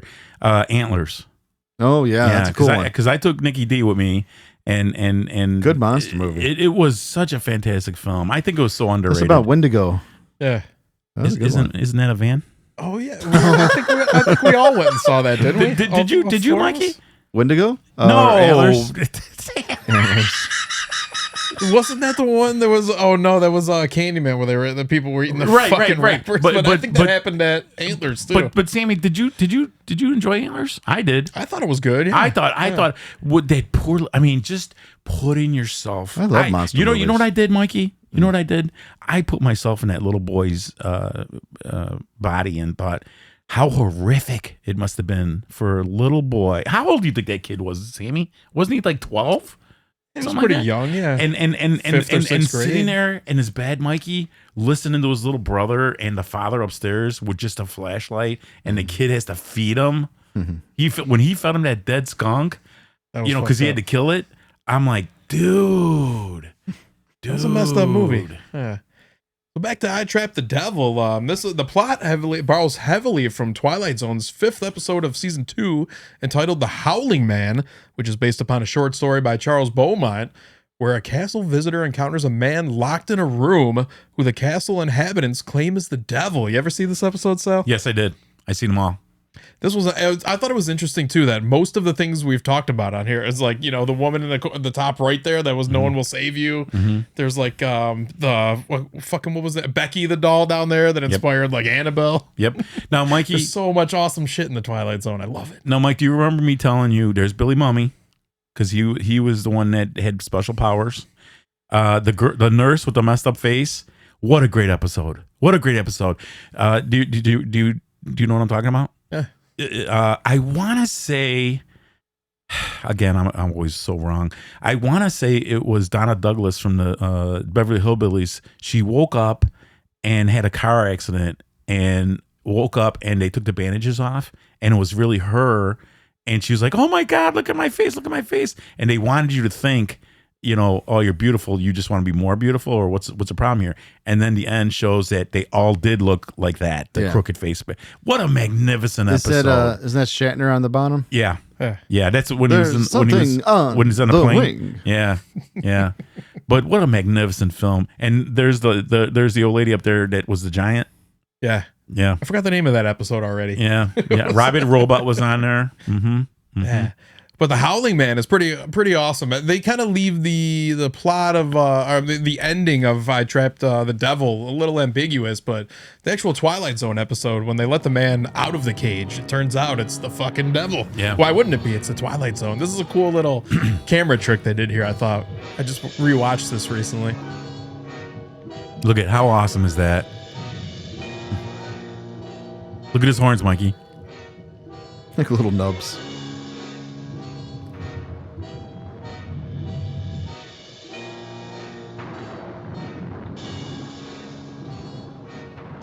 There needs to be some fun depictions of the devil like this again. Yeah. Hasn't been anything like that for a long time. Now I love this. Well, first of all, Rod Serling, you know he was the main brain behind Planet of the Apes, don't you? Mike? Oh no, I didn't know that. Yeah. He was the main guy. He was the main brain and idea of the original Planet of the Apes. But what a magnificent my nephew brings up the Twilight Zone. Now Burgess Meredith up there, you know what that was, right? What that was about? The last man on Earth. Oh. And the only thing that made him happy was reading. So he breaks his glasses. Then he breaks his glasses and he can't see anymore because they were like freaking telescope lenses in there. Imagine something you love so much, and you can't do it. Burgess Meredith. Oh no, out of all the Twilight Zone episodes, that's the fucking tamest one. He's like, I broke my glasses and I can't read. Other guy, dude, just let the fucking devil out loose on the earth. They were like, yeah, we trapped the devil right after World War II, and there's been peace for all this time. This motherfucker, they're like, you idiot. Now fucking there's gonna be genocides. That would have pissed me off. But Mike, Burgess Meredith in Grumpy Old Men 1 and 2. Oh my God. So funny, man. Hey, do you want to go on a trip with me? Where to? Hawaii, to the island of Awanalea? When he said that, I was crying. Is that AJ Bowen? Yeah, this film stars AJ Bowen, also known for his indie roles, indie horror films like The House of the Devil, Hatchet 2, You're Next. He was also in a movie called The Sacrament. He was also in The Guest. Yeah. He's been in some great movies. Three of the greatest horror movies. Three of the greatest. From the modern day? You know what, Mike? When I first seen Hatchet 1, I was so disappointed. Really? I was so disappointed. But then I had to watch it again. Best of them all. But then I had to watch it again, and I loved it. It was one of those. It was one of those. I remember meeting Adam Green at I think it was a Fangoria show, and he was first promoting it, and he was just giving out a bunch of free flyers and stuff, and he was promoting it very well, getting everyone interested in it. And as soon as I seen the trailer, I was like, "This is going to be fun." Those are some good gory films. I didn't even see the trailer, Sammy, but I only watched it because Kane Hodder was in it. But when I first seen the first Hatchet which was in New Orleans. New Orleans. Loved it. Loved the idea already. Loved the idea of voodoo, because I've got a friend of mine. She's from New Orleans, and she said, "Sal, if I said to her, I said, is there a lot of horror places? If I visit you?" And she goes, "Yeah." She said, "There's more voodoo than anything." And I go, "That's what I want to see." But she was saying, she said, "Sal, I know you don't like the heat." And it's always humid in New Orleans. But when I watched the first Hatchet, what really disappointed me was Adam Green. He only get away with this. The costume was so bad. Supposed to be. What they put on Kate Otter, it really knocked him down. It knocked him down from playing Jason. It resurrected his career, though. It did. It did, because he puts out so many movies. Like, he put out this one movie. I don't know if I'm saying it right. Mud. Yeah. M-U-D-D. It was just a slasher film. He probably had 2 days to read the script because it was that bad. Yeah. But Hatchet movies, man, I'm telling you, that brought him right back up. I love Hatchet movies. I hope they do another one. Yeah, they're up to 4 so far. Yeah, I think. Yeah. And You're Next. Why they didn't do a second You're Next is beyond me. I thought that first one was magnificent. Well, everybody was dead, weren't they? Oh, yeah, but you know how they always, another family. Yeah. This is Sammy's cousin's brother's father's dad, or whatever. House of the Devil is probably my favorite Ty West film. That one is excellent. I love the ending too. Ty West really came out of nowhere, right? When there was that whole everything had synths in it, and it was going back to that 80s look. Yes, yeah. I agree. It was cool. Yeah. Also, Susan Burke stars in this movie. She plays A.J. Bowen's wife. Karen is also a writer actress who appeared in Southbound, another awesome movie. Yeah. She's also a writer for television, contributing to projects like Stand Against Evil. Never watched it. Yeah, I haven't gotten into this. I think it was always just a little like out of reach. I think it was on IFC channel. Yeah, IFC. Anthony, your cousin Anthony told me to watch it. He says, "Dad, your guys, And now, is this... What's his name? John C. McGinnis, I think? McGinley? McGinley, yeah. Now he's always great in everything he's in. No, I mistakenly thought this was part of... Office Space. Sammy, I mistakenly thought this was part of Ash versus Evil. Is it Ash versus Evil? Oh, I know what you mean. No. I kind of thought these were related. So I watched both of them, Mikey. Yeah. John C. McGinley. You didn't like this one at all? Didn't like it either. When he's in Office Space. Didn't like it either. And he's like, I'm a Michael Bolton fan. Now see, that's why, Mikey. Wait, he gets that's going? why you can't put a guy like that, because usually he plays an asshole, or you know. Oh, he was in Platoon. Yeah, he was the guy that didn't want to go back into the war, and he was also in Wild Hogs. He was the gay cop. They turn around, he's got all his clothes off. Did you ever see him in what's that one with Surviving the Game with Ice-T? Oh yeah. But I seen him. He was a cop in there's a movie with Queen Latifah where the girls were robbing banks. Oh, Set It Off. Set It Off, yeah. He was a fucking asshole in that movie, man. He plays a great asshole. Dude, he is a fantastic asshole. Good actor. This also stars Scott. Sorry, how do you say it? Pythrus, I think is the way you say his name. Yeah, Sammy. I want to say I did see this. Yeah, he plays the unstable brother. He's appeared in like a variety of film and television roles, including a lot of supporting parts, like The Signal's a pretty good movie, The Accountant. And Greenland he was also in too. Did you see Greenland, Mike? Yeah. Loved it. Honestly, I hated it. What's this actor's name again? Gerard Butler. Yeah. Some of the stuff he's in is okay. Scottish actor. Now, see, Gerard Butler, he could be a funny motherfucker. Accountant was good. Or he. I didn't see The Accountant. I don't know if I watched The Signal. I might have. But in Greenland, he played a great part in it, man. And I love him, man. I think he's great. Like in all the where he's the president's bodyguard. What is that? The Olympia Falls. Yeah. And Olympus has fallen. What else? London has fallen. You know what, Sammy? I love his films. I love Gerard Butler's work. I do. He's a fantastic actor. I think I just hated it because it was another one of those things where it's like, you know, it's a regular family or whatever. Doesn't he get some kind of warning or something that he's like, it's a disaster film. Yeah. What is? But it's one of those things where it's like, oh, your family fucking deserves to live. Like in this, according to this movie, like you're fucking dead. No. Well, this guy, I'm supposed to feel good for him and his family live. Well, the reason why was because in his business he was the best at, and they had to get like Mike because he's. You know, the world's gonna end, so we need Mike because Mike knows how to grow vegetables out of a rock. We need Sammy because Sammy knows where the water is. That's what he was. I forgot exactly what his arena was. He was a hairstylist. Stop it. I want to say I want to say his arena was he knew how to build things in dead areas. Like he was well known for building buildings where the ground wasn't capable of, blah blah blah blah. I want to say he was an architect guy. He was like the world's best, and the world knew we were going to need because it was total devastation. Mm-hmm. So they wanted him because they knew he'd be able to build a better world. Yeah. Well, maybe I missed that. So fuck me. This also the voice of the devil is by an actor named Chris Sullivan. This guy's good. Yeah, he's real got good. recurring roles on television, like on this Is Us Love television This Is series. Us. Did you know this? Also, he was in Guardians of the Galaxy as Taserface. Yeah. Volume 2. I'm sorry, dudes. I can't get in the Guardians of the Galaxy. Guardians of the Galaxy. I can't. They're better than some of the other Marvel bullshit. Mikey. The little fox guy and the funny fox. guy. That's Rocket What Raccoon. is he? Yeah, Raccoon. Come on. The tree guy. Okay, Groot. These aren't as bad compared to some of the other Marvel woke bullshit. Mike, I'm not going to say it again to you. You hate superhero movies. Pretty much. I'll tell you what though. Wasn't They're dying always. down though. Wasn't always. I can't believe that's him, Mike. So what do you guys think you would do if this was you showed up to your brother or sister's house or something? They said, "I'd have a man locked downstairs. He's the devil." Would you let him out? Would you go party with him? Well, first of all, and this is an honest answer. Now you know that's not possible because the devil's playing with you because he's a liar. I would go down there, and the devil really wanted to be out, he'd be out. He'd be out. Yeah, I would go down there and say, "Hey, listen, dude, make me what I want to be." You know what that would be?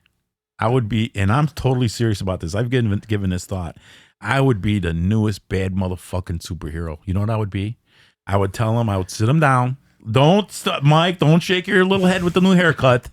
I would sit him down and say, "Listen, buddy, I'll murder more motherfuckers than you can count." And you know who would be? That's not a super villain. Hold on. Or that's not a hero. That's a villain. Wait, let me finish. I would kill all the rapists. I would chop up all the child molesters, vigilante, the dope dealers, and I would take their money. And man, I'd go find me a strip joint and fucking buy it and bang a couple of. You're the anti-hero dude. vigilante. I would like have all these hot bras, especially from wrestling. I would hire them, and I'd be banging all those broads, doing a bunch of coke, and still doing what he wants is getting souls. I would get the people that hit their kids. You know, I would watch that movie. Seriously, I've been thinking about it. You know what I would basically, you know what I'd really look for? I'd have the power in my cave. It'd have to be a cave, and I'd have computers and just about a big screen saying where all the lost children are, whether they're dead or not. And that's what I'd have to deal with is telling Sammy, I'm sorry, but your daughter and your son.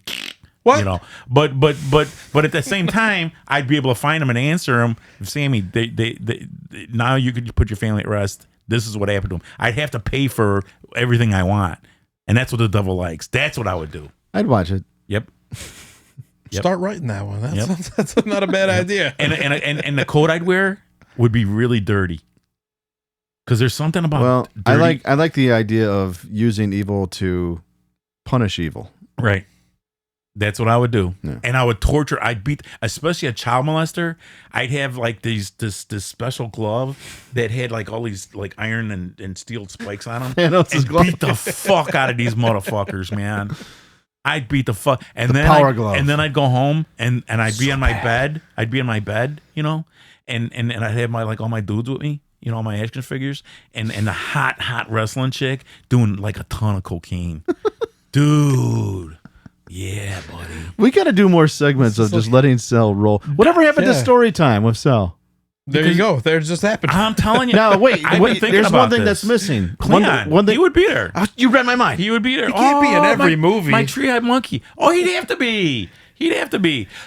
He would be on the top. He would be at the top looking at me as I was with all these hot wrestling chicks. And you know what he would do for me? He would throw down the oil. Because I'd have to have my girls oily. There's something about oily, dirty people I like. You guys think I'm kidding? I'm not. I've given this some thought. Oily, dirty people. Would you believe I've seen in person Jello wrestling and oil wrestling before? Yeah, I've seen that. I think that's been outlawed in bars. I went to, they had midget wrestling at Brower House. Love midget wrestling. Well, you still see that. Midget But wrestling. oil wrestling has been, I think, outlawed. Yeah. And Jello wrestling, too. Yeah. Let's go back to Trap the Devil, Sammy. Okay. Well, we're done. Oh, I'm just playing. Moving on to hosts. Oh, yeah, this blends elements of home invasion with supernatural terror. These guys look fun. These guys, the writer and director of this film, Adam Leader and Richard Oakes. That'd be me and you, Mike. This is both. I'm getting on your back though. This is both their film debuts. Prior to Host, they were into music video productions. Since Host, they've released another film in 2022 entitled "Feed Me." You guys watch this? Maybe. I seen not the trailer. I seen the poster thing, Sammy. Yeah. But I didn't watch it. Since we're going to be talking about this, I watched this yesterday. It's not a bad movie. It's kind of adventures a little bit of like dark comedy territory, but I would say this guy here, he's the lead and host too. But he's like, I would say this movie is like a serial killing cannibal Ted Lasso. So the guy plays like a Texas guy. He looks exactly like Jason. When you say funny, I like my chop up horror movies like The Reanimator.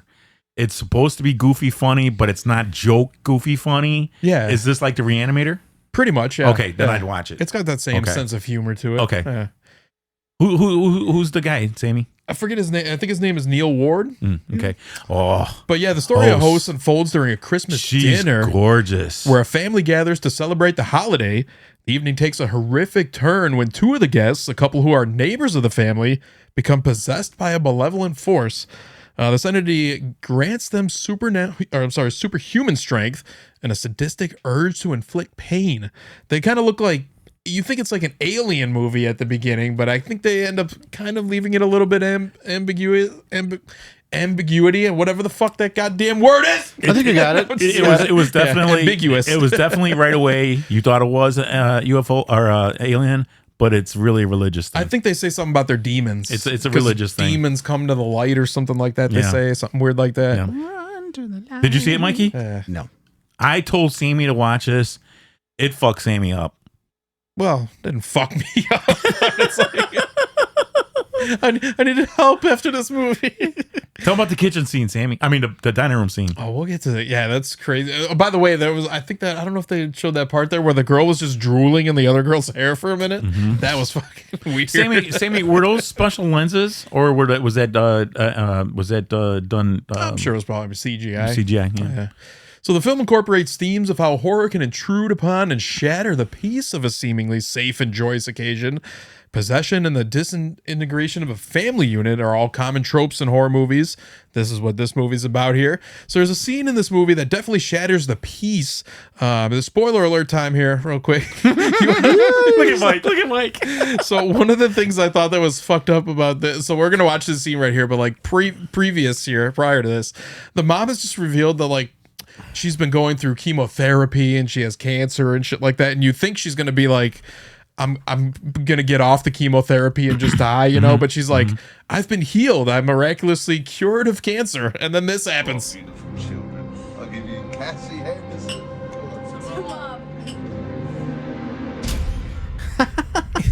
Watch, Mike. That's nice. Shit. Make mincemeat out of mommy's head, huh? Let's just sit there and watch. Did you see the eye? Did you see the eye, Mike? Yeah. Worst Christmas ever.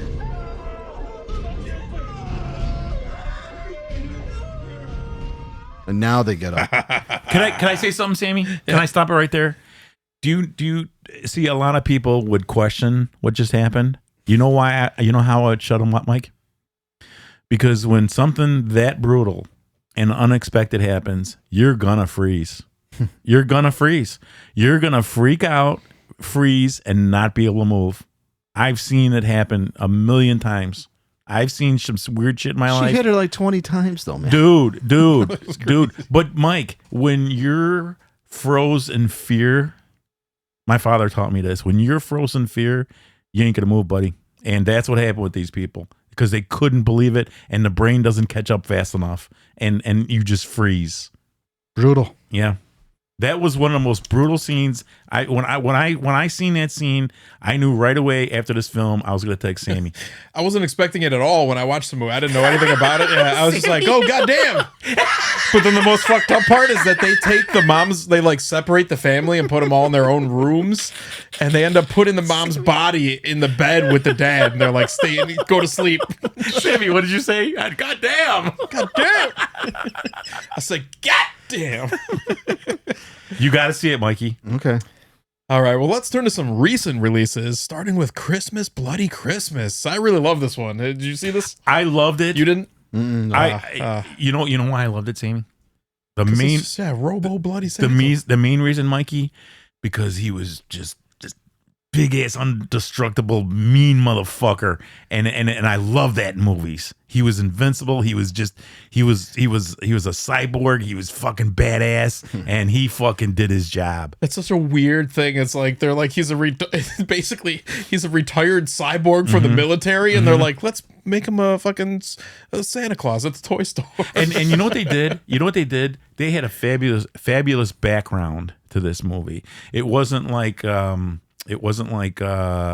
Night of the Comet, where you were in this big mall. It wasn't like. By the way, Night of the Comet, also a Christmas movie.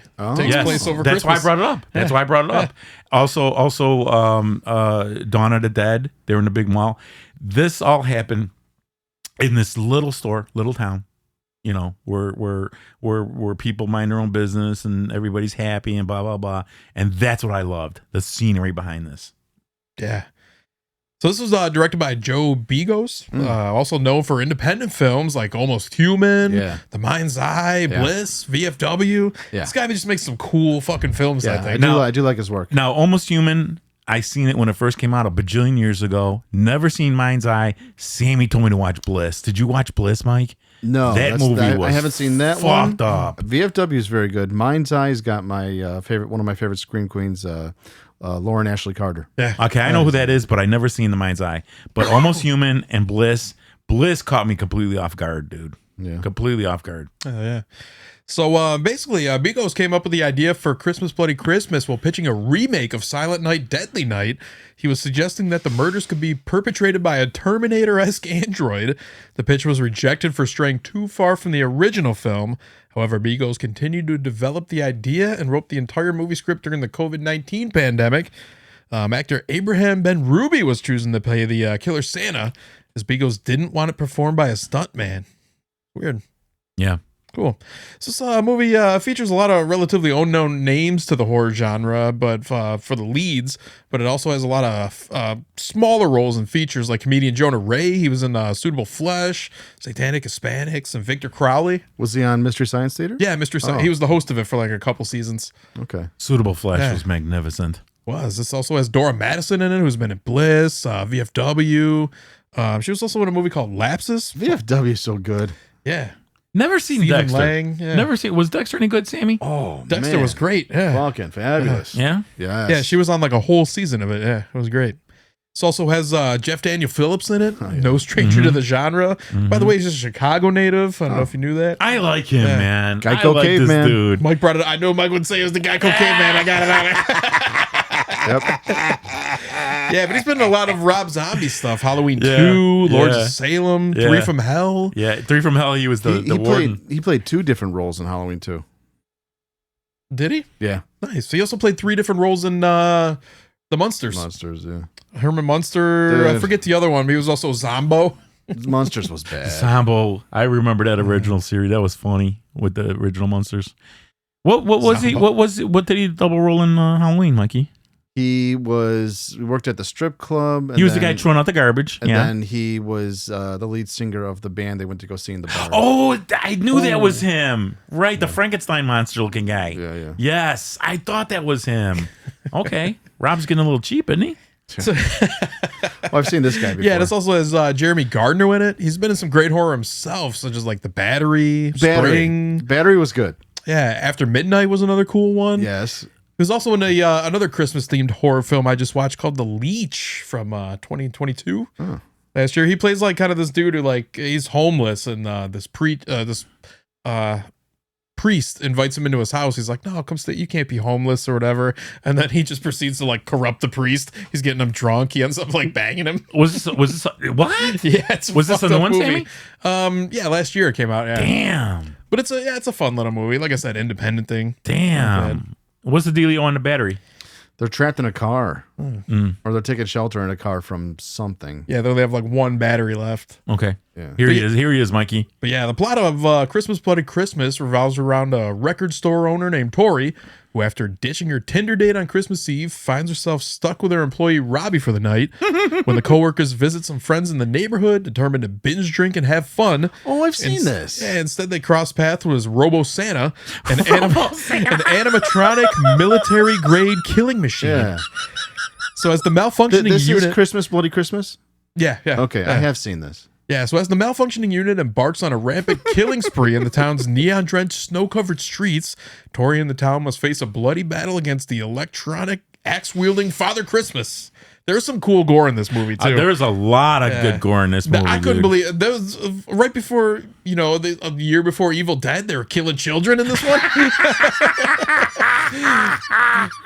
Are you naughty or nice, Mikey? Very naughty. I think they show it in the trailer right here. This guy gets his head crushed going up the stairs. Yeah, Fucking yeah. brutal. Yeah. There's some really fun parts in this one. Cool, yeah. So you did see it, Mike? Yeah. Did you like it? I don't remember much about it. Did you like it? I don't remember much about it. Okay, that means you didn't like it. This was a No, it little doesn't. bit. This was a lot like Come Bliss on. too. With where- your memory, dude. If you don't remember a movie, Mike, it couldn't have been that good for you. Well, You're always been like that, dude. was this like in last year this came out? yeah, 2022. Yeah. So it's been a while. Hmm. I don't really remember much about it, but I know I've seen it. I think they just put it out on Shudder again. Maybe if you saw it there. That's cool. Did you see that, Mike? Oh, when it his eyes With his break eyes? and his Yeah. That's awesome. I do like this filmmaker. Yeah, really cool color palette in this movie. I like how everything's like I agree. purple and I agree. greens and Well, I can't tell. I'm colorblind, but I really thought it was cool. you thought it was cool, but you couldn't see. Mm-hmm. Like this one too. Loved Yeah, it. Yeah. Loved it. So let's move on. It's a Wonderful Knife. You guys both see this one? We talked about it last episode. Yeah, a little bit.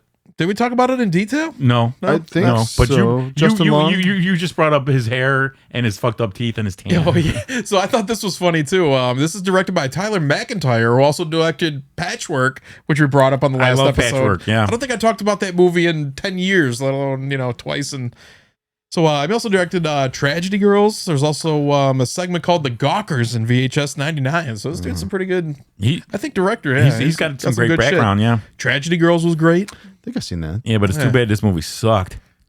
It's a Wonderful Knife. Justin Long, I'm so disappointed in him, man. I'm so disappointed. That movie looked like it cost $198 to make.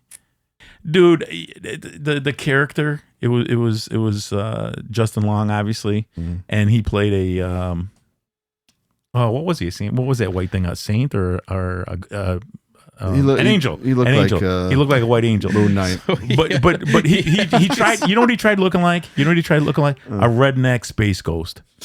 He tried looking like, because it was the tan. I love Space Ghost too, but that's the way he looked.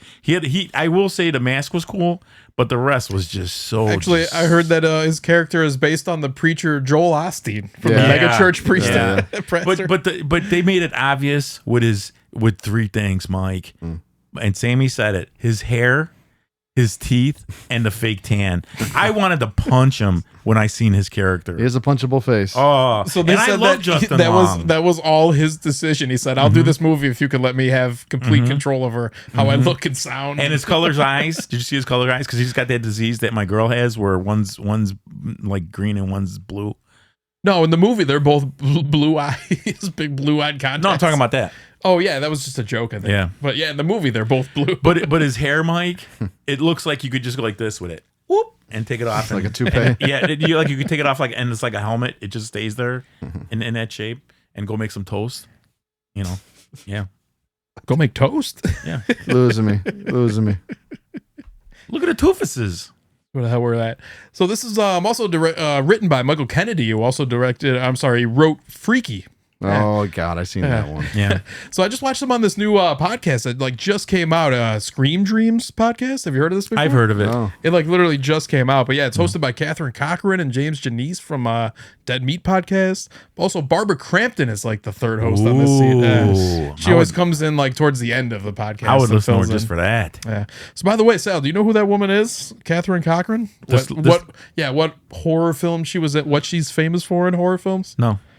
She got chapped in half by Art the Clown. Oh, that's her. That's her, yeah. Hello. Yeah. She was. And Terrifier 2. You know what, Mikey? You know how I knew she was going to get it the worst? I'm sorry, Terrifier 1. She got it the worst. You know how I knew it? One thing. She fucked with his hat. His hat. You don't snap a dude's little hat, dude, because you know what? That's basically demoralizing somebody, is when you snap their little hat. Yeah. To Art the Clown. That's a true story. Yeah. If somebody snapped my little hat, dude, I'd beat the shit out of you. Just for snapping a little hat? Yeah. That's belittling you, man. She belittled Art the Clown, and he got pissed off and sawed her in half. Good for her, dumbass. Yeah.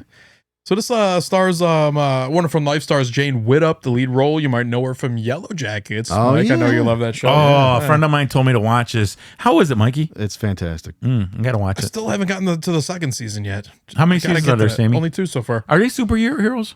No. What's the deal, Mikey? Oh, don't make me go into it again. Okay. We've covered this a million times. Yeah. It must be the haircut he got. No, it's just your memory. Yeah, so like you said, Joel McHale, Catherine Isabel also star in this. Catherine Isabel plays a character named Gail Prescott, paying homage to the characters of Gail Weathers and Sidney Prescott from Scream.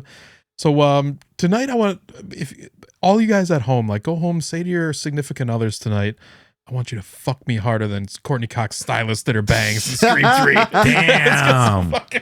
Damn, Sammy. I love Scream 3, but I'm always like, what the fuck is up with her hair? I never thought she was anything, man. Masters of the Universe. Even in Courtney that, Cox, she is so hot in Scream 2. I don't think looking she good, is at yeah. all. Did you see her in The Longest Yard? Could she Oh, have put God, a little I forgot more she was in plastic that. surgery in that? She did get a lot of plastic surgery for Scream. Now, Neve Campbell, she's getting older and looking better, I think. Shows was great, yeah. Yeah, Neve Campbell was always a little, especially in The Craft. Oh, Yeah. She was a little thicker, Craft? too. yeah. She was probably dirty, Mike. She had dirty skin. Yeah. Yeah, so the plot of this movie is that a year after saving her town from a psychotic killer on Christmas Eve, Winnie Carruthers' life is less than wonderful, but when she wishes she'd never been born, she finds herself in a nightmare parallel universe and discovers that without her, things can be much worse. Now that the killer is back, she must team up with the town misfit to identify the killer and get back to her own reality.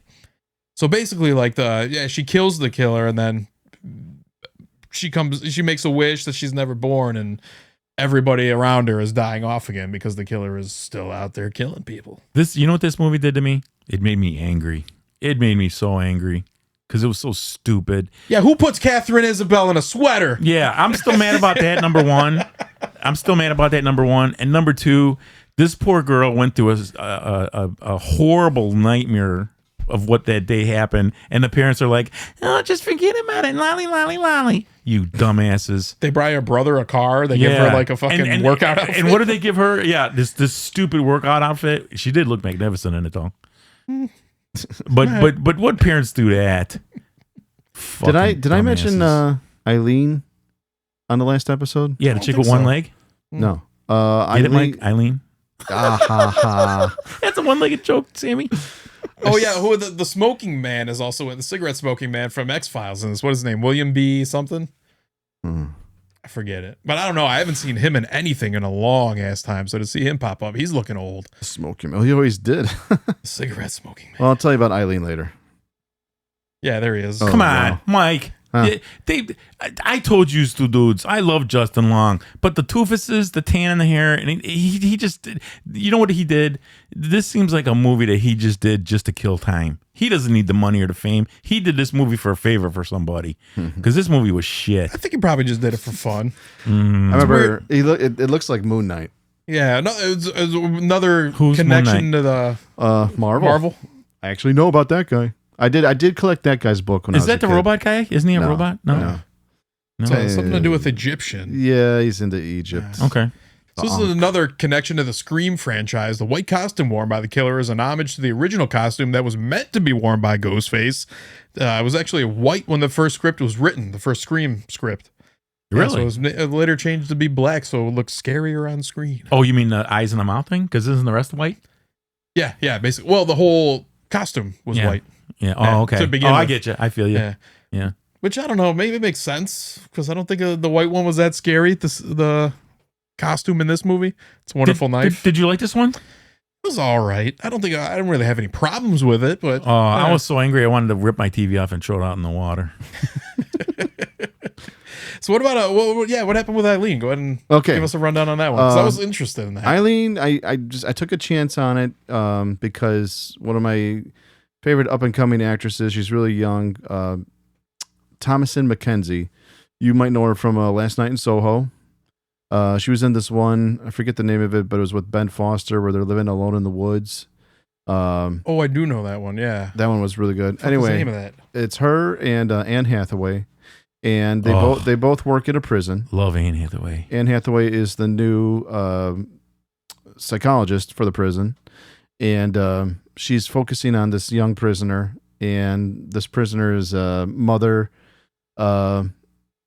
comes to visit, and she has like it's a really bad visit. She's yelling at the kid, this and that. But they both, Eileen, who's like a secretary, and Anne Hathaway, the psychologist, they both really like this young prisoner because they think like he looks sweet and innocent, even though like he murdered his father. So they take an interest in him. Eileen is, young. She lives with her father, who's like a fall down drunk. He's an ex-police officer, and I guess he got fired. He turned out to be a nutcase. Is that Shea Wingham? Yes. In the movie? Yeah. Okay, yeah. He's in it. He's awesome. So he has to like give up his service revolver, and she puts it in the glove box of her car. She becomes friends with Anne Hathaway, and the whole movie kind of starts out as like a drama, but then it turns into a thriller, and there's a great twist in it. The twist is, spoiler alert, Anne Hathaway invites her over, and she says, I have something to confess to you. She's like, this isn't my house. This is the house of this, the young prisoner's mother. I got her tied up in the basement. So Eileen's like freaking out, like, no, I can't be part of this. And then Anne Hathaway kind of talks her into it, like, help me get like a confession out of her because I don't believe what she's saying. I think she framed like her son, this and that. I think I've seen this. Oh, and yeah. It's in theaters I read now. a kind of a synopsis about the book. It was It's based on a book. Yes. Yeah, they thought that like the mother was also involved in kind of like Right. sexually abusing Yeah, the kid or something. Yes. I think I've seen So this. they, she convinces her, and then Eileen's like, hold on, I'll be right back. She goes into the car, gets the gun out of the glove compartment, and then they kind of like force a confession out of the woman that's tied up in the basement, and then Played by Mara Ireland, and then she fucking executes her. I seen that. Okay, That's a good one, man. Because that was, you know what, Mike? Actually, there's a lot of movies like that coming out.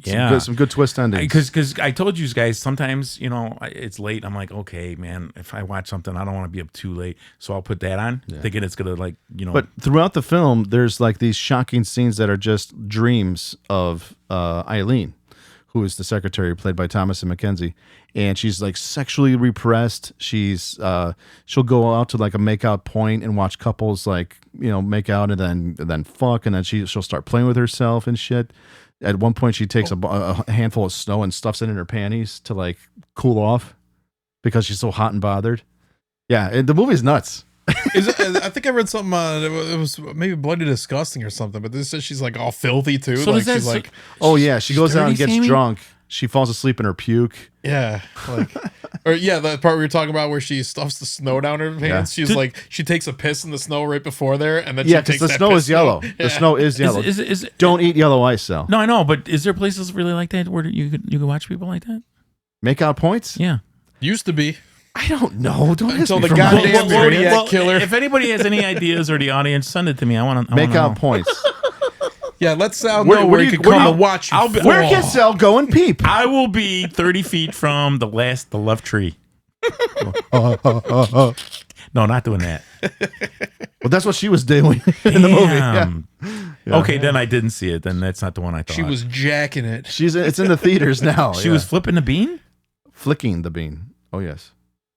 Wow. It's a good movie. It's a good movie.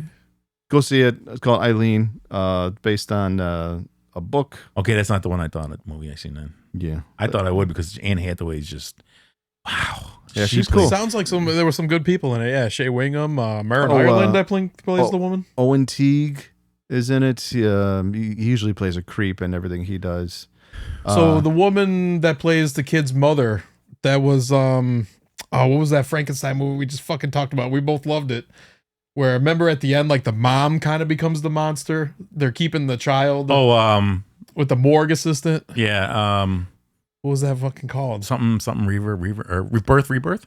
Yeah, birth rebirth. Yeah, the and did you watch it yet, Mike? No, dude, get on Good it. one? Yeah, Get the on morgue it, man. assistant. Yeah. Get so on. the young guy that plays Jimmy from Yellowstone, he's in it. He plays a cop. Love Yellowstone, man. Yeah.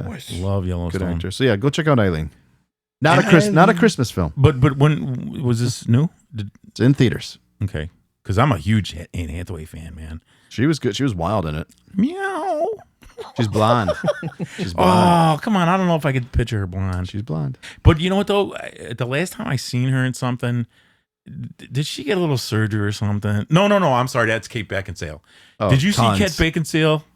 Doesn't look like the same woman from fucking Underworld. Dude, Yeah, that's a why did bummer. she do that?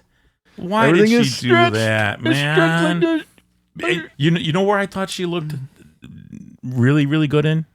Click with Adam Sandler. She was in that. Yeah, she played his wife. She looked awesome in it. I mean, not as hot as her horror movies. Underworld. but Underworld I thought was fantastic. All the Underworld, was there 3 of them? It's like 10. I thought she looked fantastic in that suit. But now, Mike, First I one. told you before, why did these beautiful women do this stupid shit? So they can't come on our show for you to say they look like shit. They aged horribly. Dude. That's why they do it. Come on. Women age. They get old. So do men. People lose their looks. It's a natural part of aging, man. How come we've never heard Sal say that? Like, Donald Pleasance aged like shit. Right, yeah. Yeah. I think we have probably said that about people before, but that's what happens. You get fucking old. Because I'm a gorilla. That's why. Sal's going to be showing off his pictures of him in a Speedo pretty soon. What a dirty belly. The dirty belly. Gotta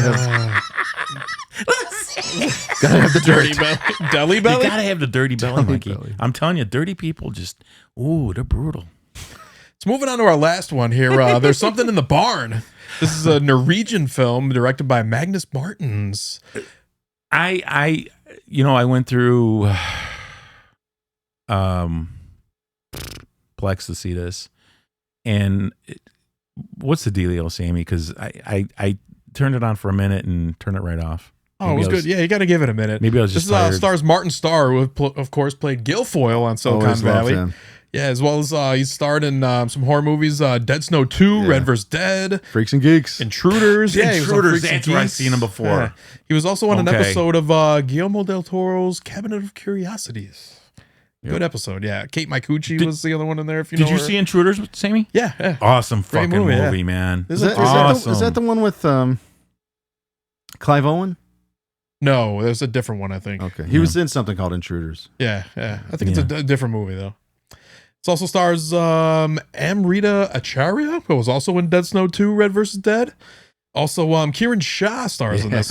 He's been in a ton of movies. Legend. Yeah, everything here you can see here. Holy Notice shit, see he was the- in Dark Crystal? Yeah, Dark Crystal, the Star Wars franchise, the Hobbit franchise, Lion Witch and the Wardrobe. He's a weird looking dude. He was an Ewok. He's a weird looking little dude. Yeah, he was also in Legic, that one up on the corner where he's like kind of scrunched over at top, like left or whatever. Gothic. Yeah, he I think looks that like movie. he looks Oh, like a, Gothic, yeah. he looks like a creepier Eddie Munster on that. That poster always freaked me out when I was a kid because the movie store we would always go to in the 80s had a giant poster of Gothic, and he's sitting. It's like a reimagining of a famous painting. Yeah. Where like the little elvish looking evil guy is sitting on a woman's chest, I think it's Caravaggio. and he's not pooping. Yeah. Go ahead. Yeah, I think that might be the painting, is the Caravaggio painting. Yeah. We did a lot of like horrific type of shit. Yeah. Like there's a famous picture of it, like a woman cutting a guy's head off. It's like from the 1600s. Oh yeah. Fucking crazy. So yeah, this film is about a family. Basically, they inherit a remote cabin in I'm not sure how you say that either. Gunbrandelsson, Norway. They dream of turning it into a bed and breakfast. Their teenage daughter is angry about leaving her friends behind. Carol, the hot stepmother, is trying to put on a happy face for the family, while Bill, the father of Nora and Lucas, is excited for the adventure and mostly oblivious to the obstacles. So in their new home, Lucas, the son, stumbles on a strange creature living in the barn and reveals it to be elves.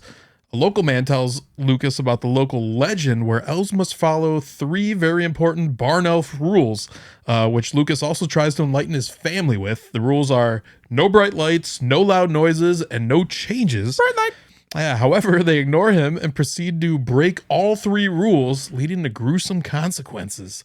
These elves go hard in the middle of the movie. They break into the family's house. They're like beating them with baseball bats and shit. They're throwing Really? rocks. Because like I said, I turned it on and turned it around. I was falling asleep. Yeah, I know. I think we covered it. Did you see that Irish film about the little dwarves and gnomes? Yeah, Was it yeah. called Gnomes? Fuck. but it had gnomes in it. Yeah, I can't remember the name of it. That one was kind of freaky. Yeah, it was an Irish one. Yeah, Sal, I know you saw that one because it was about. Remember, they break in. The woman has to keep giving an offering every night. Yeah. Do you remember the name of that one? I don't. I forget. Yeah, because you had to go through that little door. Yeah, that little doorway. Yeah, but this is a fun little movie. I like it. Not bad. Ooh, that's a creepy looking little dude. Yeah, a little bit of comedy. All the elves look fucking sweet. There's a part where they all break into the house and there's like 20 of them all running around. They're all like getting drunk and there's they're getting drunk. Scandinavian horror films. There are some good ones. Yeah. You know, did I watch the rest of this? You should have. It was a good movie. I like the police woman was funny. Didn't they take doesn't he die at the end? The guy with the glasses? No. Don't they put him on fire or something? No. Yeah, not a bad movie. Yeah. Martin Starr. Check it out. Wait a minute. Wait. Don't they drag one of those little dudes with the snowmobile? Or no. The little guy takes the snowmobile and they follow him and they burn the barn. Yeah, I think the barn gets burned down. I did see the rest of it. Yeah, I didn't care for it really. Fun little movie. Okay, I did see it. I did see the rest of it. Okay, now it's coming back. Not Damn, bad, my brain's getting worse. I know. So is mine. It's okay. That's all we got for today for Christmas movies. I mean, we didn't pick a huge extensive list. There's definitely a lot more that we can cover. It was a good next list. year. Yeah. Next year we got a lot planned. Plant horror. Cannibals. We're finally going to do Sal's poster episode. A poster. Yeah. So thanks for watching, folks. Thank you for subscribing, streaming, listening to us on Facebook, YouTube, Instagram, Spotify, iTunes, and we have an email. Send us an email to fuckboy.com at no, that's my personal last 3 rows of horror at gmail.com. And comment on YouTube. Send us some comments. Thank you for listening. Merry Christmas, Happy New Year. Merry Krampus. See you later.